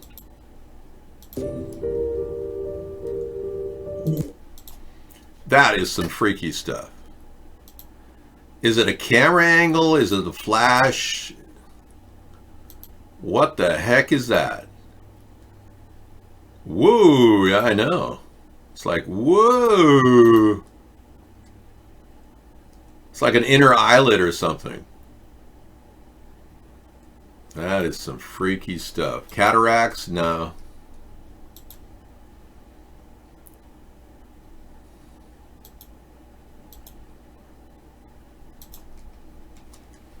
Could be an eye problem. You know, it's possible she has an ocular problem. I'm not going to rule her out because I don't believe in reptilians. And William Cooper said the alien agenda is very real. The government's trying to predict that there are aliens around us so that we'll fall into this gap of being fearful. One of the ways the New World Order wants to unite humanity is to have an alien event that's so overwhelming across the globe that we all have to come together to fight it. And erase it. This way they can erase national borders and all kinds of things. And William Cooper suggested that that was a method they were trying to pitch for a global New World Order, which is just an overwhelming takeover of the planet by a small group of rich people. Well, it's the very likelihood of that happening is very strong. It could be a clumps of protein and gook from the medications interfering with her vision. It could be. You know, I mean, that is actually a possibility. We've been fighting aliens underground for 70 years. And you know it. Stop playing. I don't know it. All I can tell you is Phil Schneider talked about that. In 1977, Phil Schneider encountered alien beings that cut him open. I've seen a blind dog. They do look like that. It's true. She is suffering from a severe cataract, but why would Nancy Pelosi have a cataract that hasn't been operated on? I mean, they practically have LASIK surgery now for people with cataracts. It's amazing how minimal the surgery is. So it doesn't, that story doesn't really add up. But when you look at the truth behind what's really going on with the alien question, you can't help but hear Phil Schneider talk about it. He claimed to have had his fingers cut off and cut open like a fish with a blue light beam cut him right open, and he had scars to prove it. One of them did this. All I remember is that he just kind of waved his hand in front of his chest, and the next thing I know, this blue beam hit me and just literally opened me up like a fish. And burnt. You saw his fingers missing there. Well, it turns out that Phil Schneider was actually a welder who had a very bad welding accident. And he always wanted to make life different for himself, so I guess I don't know. I mean, was it a welding accident, or did he really encounter aliens? Project Bluebeam? Yeah, Project Bluebeam is about projecting an alien being on the skies above us and having us all experience what appears to be an alien takeover, thereby subjugating the human race to imprisonment. Yeah, it's possible. It's actually very possible they could fake or try to fake an alien invasion. And if that doesn't work, they've always got plan B, which is a pandemic and kill all of us off. If plan B doesn't work and pandemic doesn't kill all of us off, there is even an uglier way to kill us all off. And that's where the 5G network comes in. The 5G network has the amount of energy that it's pushing is so unnecessary because we're already getting good reception on all our phones. 4G is really good. You get good crisp 4K TV shows now on 4G network. Why would they need 5G, which is 20 times faster and much more dangerous? Well, they're not really concerned about that. They're trying to weaponize it, turn it into a microwave system that could fry us. That's a very weird theory that could very well be at play. So that's the third scenario that could be shocking. Here you can see I'm not in any way reptilian. I was reacting to the reptilian face of Nancy Pelosi. It's like, yeah. I don't know if we're dealing with reptilians or not. You guys who believe that reptilians exist and believe that Nancy Pelosi has been infected by the reptilians, you gotta wonder if this isn't some plan to install a reptilian being into some sort of a living person who's at the helm of power. Now, if the impeachment goes forward and more dirt comes out about Donald Trump, and more dirt is coming out about Donald Trump, and then there's a reveal of his tax returns, which he's been desperately trying to keep from everyone, even though he said, "Oh, I'll gladly show you all of my tax returns, no problem." Well, he's obviously hiding his tax returns. So say something really pops up, and then the Republicans in the Senate say, "Oh, we better lose this baggage for 2020 and pick up Mitt Romney or somebody." Seriously. Then you've got a scenario where Donald Trump and Mike Pence could be found guilty of something. And then we've got Nancy Pelosi as our president. You think she started crank? Yeah, maybe she's doing a little, extra crank on the side. Who knows? Is there a law that says that these people can't do drugs? I don't think there ever was a law, because otherwise Donald Trump wouldn't have been allowed to, have all those sniffling events at the debate where all he did was sniffle. And he had a cold for like 3 weeks and no one said, "Donald, are you okay? Do you have a cold? Or is everything okay, Donald?" "Oh, I'll gladly show you my tax returns, no problem." Well, dude, there's something going on with the sniffing.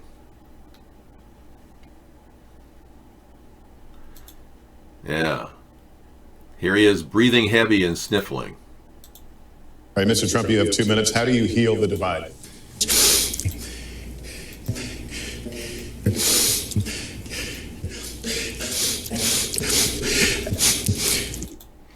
We actually counted 136 sniffles. I don't know what was going on there that night, but 136 sniffles that night. So you don't think this was a video glitch, 947? Yeah. I don't know, it looks pretty glitchy to me.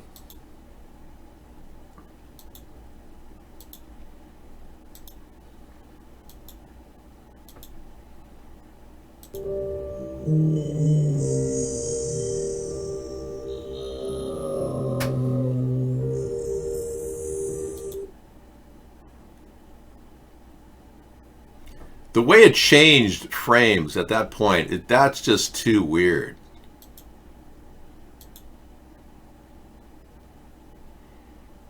And this is the part that there's no blink, mind you. There's no blink there.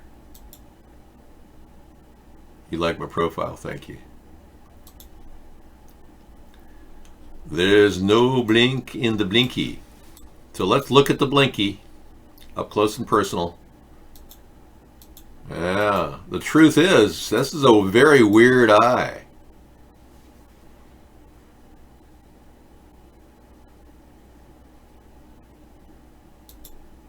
Man, that is freaky, freaky, freaky.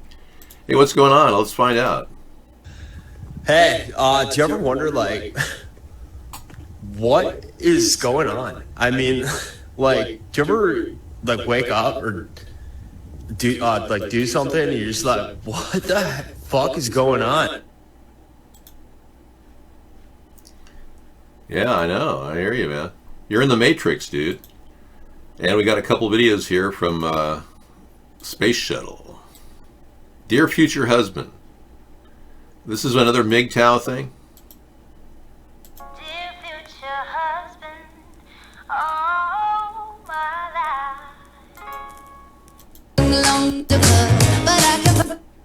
I don't know. Is this really our speed here? It's not my son. I'm not related to him. The Mark Show with Bree Walker and Susan McIntosh. You know, He said, because that was back in the day when you just interviewed somebody, it was just one person talking to the other person, and so he said, nah, there ain't. I am. I'm hearing. Okay. It opens right. Exactly. Where did it go? is this guy a reptilian, this Mark guy? Because he's interviewing Bree Walker, and it's like, do we really need to see Bree Walker all night long? I give one video to Bree Walker. To parks, you know, not For the giving up majority on of the I've heard the people on the name, planet. yes. All right, cool. Well, at least you got a chance to talk about Bree Walker. Yeah, Trump is just not going to be able to deliver anything like clean air, clean water. He's not even a person who cares about the dangerous chemtrails that are flying over our heads. So this is a day in the life of a chemtrail. Happy Turkey Day, Mark and Sarah. It's David. I'm David. Yeah, I'm not Mark. No, thank you. Well, we're not going to be... tomorrow is not Turkey Day. Thursday is Turkey Day. So tomorrow I still do a show, Wasteful Wednesday. And we'll be talking about Turkey Day on Thursday. I know, Mark, you must be brainwashed to think Mark is involved in the show or something, because he's been part of our problem for some time. Yeah, the censorship that goes on here, people have been struggling to get in here. I'm featured. Oh, well, just being featured doesn't mean people can't get in here. Look at you, Soul Child. You couldn't get in with a VPN. Yeah. He banned all VPNs. You know how many VPNs potentially could come in here around the world? Over 500 million. 500 million people. Nobody can come in. Yeah, that's just the way it is. And then Twitch has kept us so far down on the list that only a couple people just barely, conscious can come in here and, tap into our show. Well, you've been grandfathered in. Mark allows certain VPNs to come in of regular users. Were you a T. Rucker supporter, Hot Rails, during your days as Lot Lizard? We know you were, so that's why you're in. Yeah. Oh, there are. We have UHF viewership all around the world. They can't come in here to show to even enter the show, but we have massive UHF and VPN. You are on a UHF VPN now, really? Well, Mark must have relaxed his standards a little bit.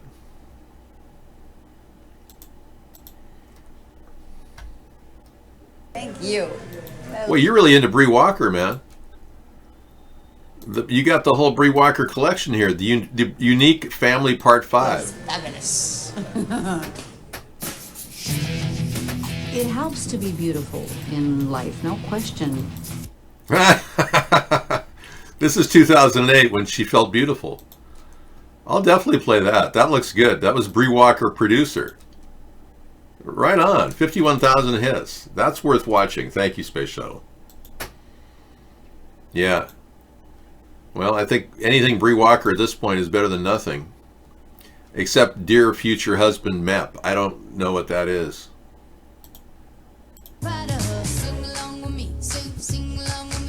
I don't know. That doesn't appeal to me.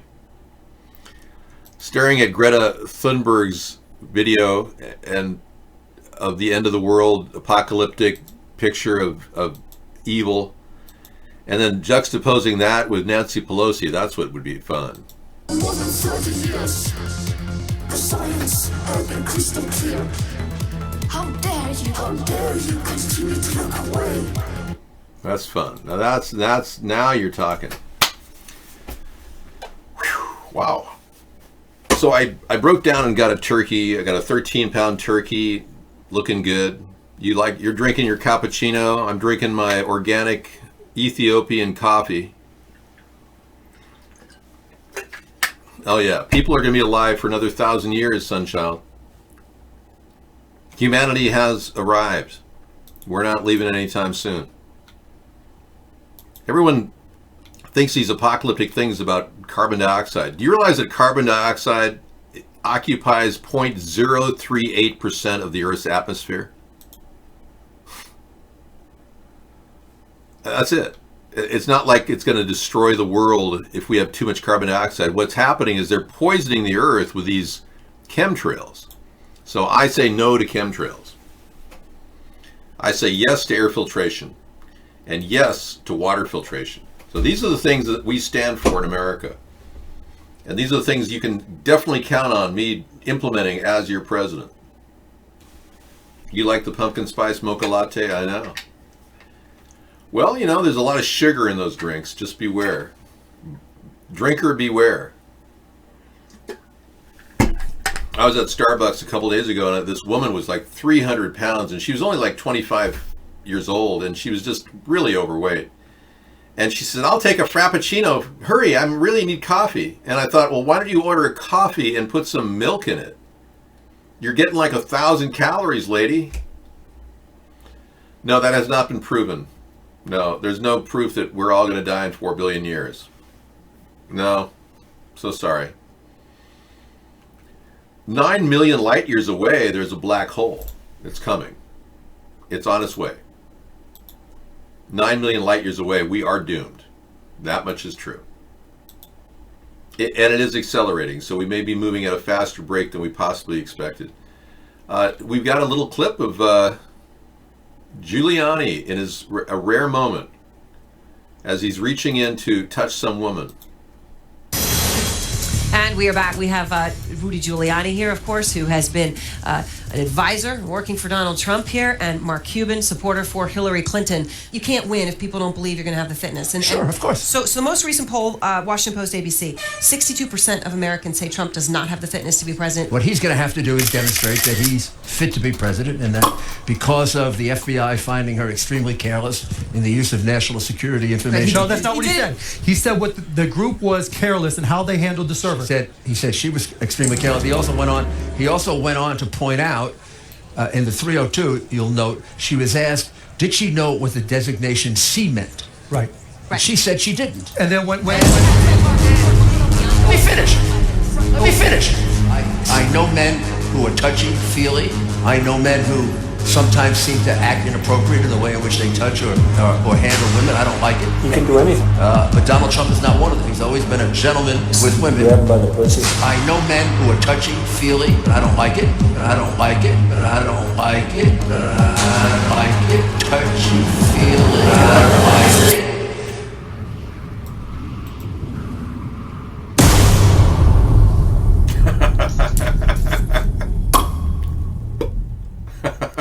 Hey, this is Vic Berger. I hope you...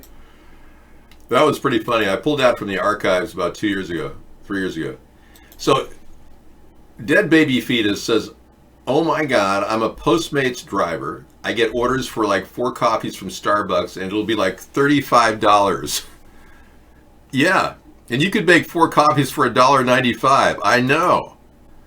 Well, you are our featured chatter, Dead Baby Fetus. Congratulations, you just made the big time here. Look at that. Hey, Scissor Fight, good evening. Saugus High School shooting Santa Clarita, California, balloons and milk cartons. No, I know it's true. I said earlier that I've been making coffee for myself, drip coffee, for the past 35 years, and I've saved $35,000 minimum. I mean, normally some people will spend a couple $1,000s on coffees every year. And I'm not in the business of making Starbucks richer, so I just get the really best beans I can find and drink the coffee. Well, chamomile tea is also good for going to sleep. You're right. I should. I should. You're right, Pitoro. I'll look at maybe chamomile for bedtime. I'm thinking of modifying my behavior. Hey, Marina. Welcome. Marina Wolf, everybody. Yeah, so I'll do chamomile. I've got some in the cupboard. I think I'm going to start doing an evening of chamomile because I want to get a deeper sleep. Because I'm so jacked up on coffee all day, 5 stiff cups of coffee a day, self-made drip coffee. I couldn't do the show without it. Yeah, really, indica, a little vaporized indica with a touch of like a half a cup of chamomile. I don't buy ground coffee. Yeah, it has filler in it. Yep, beans only. I've been shopping at a place that gets me Ethiopian coffee for 2 pounds for $9.99, organic. So I bought a couple pounds of that. It's been great. And then Costco has an organic coffee for about the same price. So it's $5 a pound if you buy the beans only organic, which avoids pesticides. Yeah, a little vape and a little coffee and or a little chamomile. I'm going to do vape and chamomile tonight. Really? So you gave up caffeine and you feel more energetic? You know, I would love to say I gave up caffeine, but I honestly don't know if I can handle it. Last time I gave up caffeine, I started projectile vomiting. It was the weirdest thing. I bought coffee at a dollar store thinking it was coffee, and it was like really bad coffee.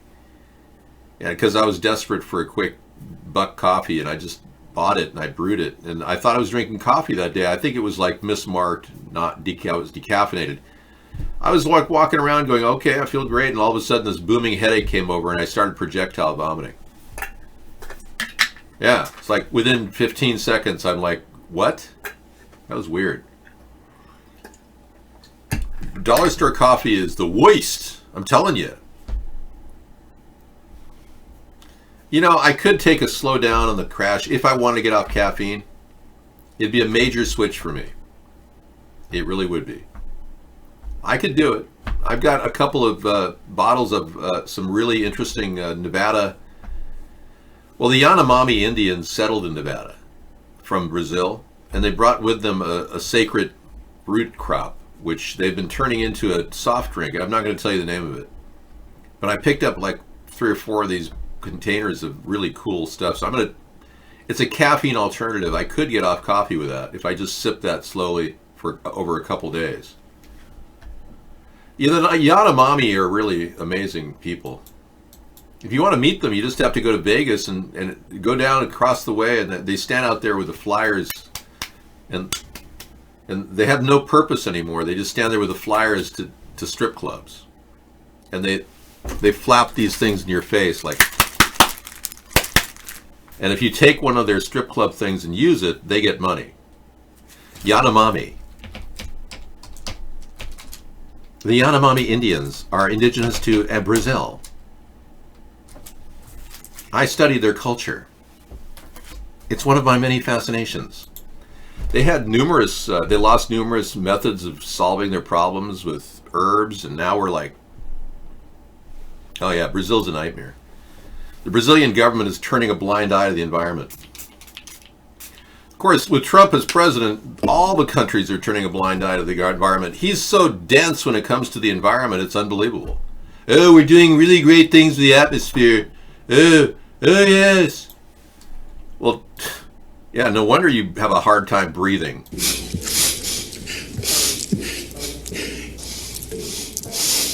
Yeah, the atmosphere, right.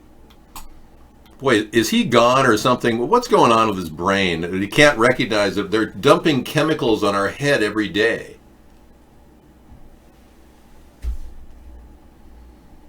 They're taking down a mountaintop. They've got a hole the size of, well, half the size of the Grand Canyon. They're digging a hole that I think they're digging for gold in Brazil. Trump is about as sharp as the leading edge of a bowling ball. Exactly. Yeah, he's not the smartest guy on the block. Is Donald Trump an intellectual? Trust me, I'm like a smart person. I went to the best colleges, or college. I went to Wharton. I had a situation where I was a very excellent student. I'm a person that very strongly believes in academics. I was a nice student. I have a very good brain, and I've said a lot of things. I understand things. I comprehend very well. Better than, I think, almost anybody. I'm a very smart person. Very highly educated. I know words. I had the best words. I'm like a very smart person. He really did say this. Regardless of the speed, Trump is not doing God's work, and I think Rick Perry ought to grow a brain cell. The fact that Rick Perry thinks that Trump is given to us by God is insane. You're looking at impeachment in the next 6 weeks. Definitely the Democrats are going to be facing that question. Then I'm thinking that the Republicans, there are going to be 3 Republicans that'll flip. The ones that are currently receiving money from federal government, money from the Russian government, those are the ones that are going to flip. Yeah, they're going to realize if they don't vote against Donald Trump in some way, people will think they're working for Russia, like Lindsey Graham and Mitch McConnell. Moscow Mitch. Yeah, if anything, Trump is God's humor. I'm going to say the devil's workman, because Trump is not helping our country at all. If anything, he's turned a lot of you into brain-dead Trump-tards who simply go mindlessly, oh, it's all fake news. It's all the Russian hoax. So in other words, Donald Trump is not guilty of anything in your eyes. Right, the reason why the Republicans think that Donald Trump is innocent is because there's a witch hunt going on. Okay, what if there is a witch hunt going on and there's a witch that people are hunting? Does that make the witch innocent? I mean, come on. Wake up, you moron retardicans. What the hell's wrong with you supporting Trump after all the lies and deceit and the flip-flopping he's engaged in? Well, anyway, I'll play more of that later. Well, actually, not later. Tomorrow for our Wasteful Wednesday show. But right now, I want to show you the primary ingredient to our country's future government. Your life, your liberty, and your pursuit of happiness. Not a collective pursuit of happiness, where we all have to goose step to the Nazis or to the commies on the Democratic Party, but an individual, a relaxation of government's pressure on you, the people. And that's something that I want to reduce the effect that the government's been having on us. We want brutality to go in check. I want sensitivity training for police officers so people don't die all the time. We're not on any state ballot grills. Yeah, you want to help me get on your state? Because right now people are having a hard time understanding the process. If you go to americasthirdparty.com, you can check out how to get me on the ballot by going to the old site button. But in the meantime, we do a show regardless. I am, as you know, the only guy who pitches a third party in the middle of the political spectrum, and that's the reason why I'm going to win in 2020 or beyond, because I'm Mr. Right. Take care, everyone. I'll see you tomorrow at 5 p.m.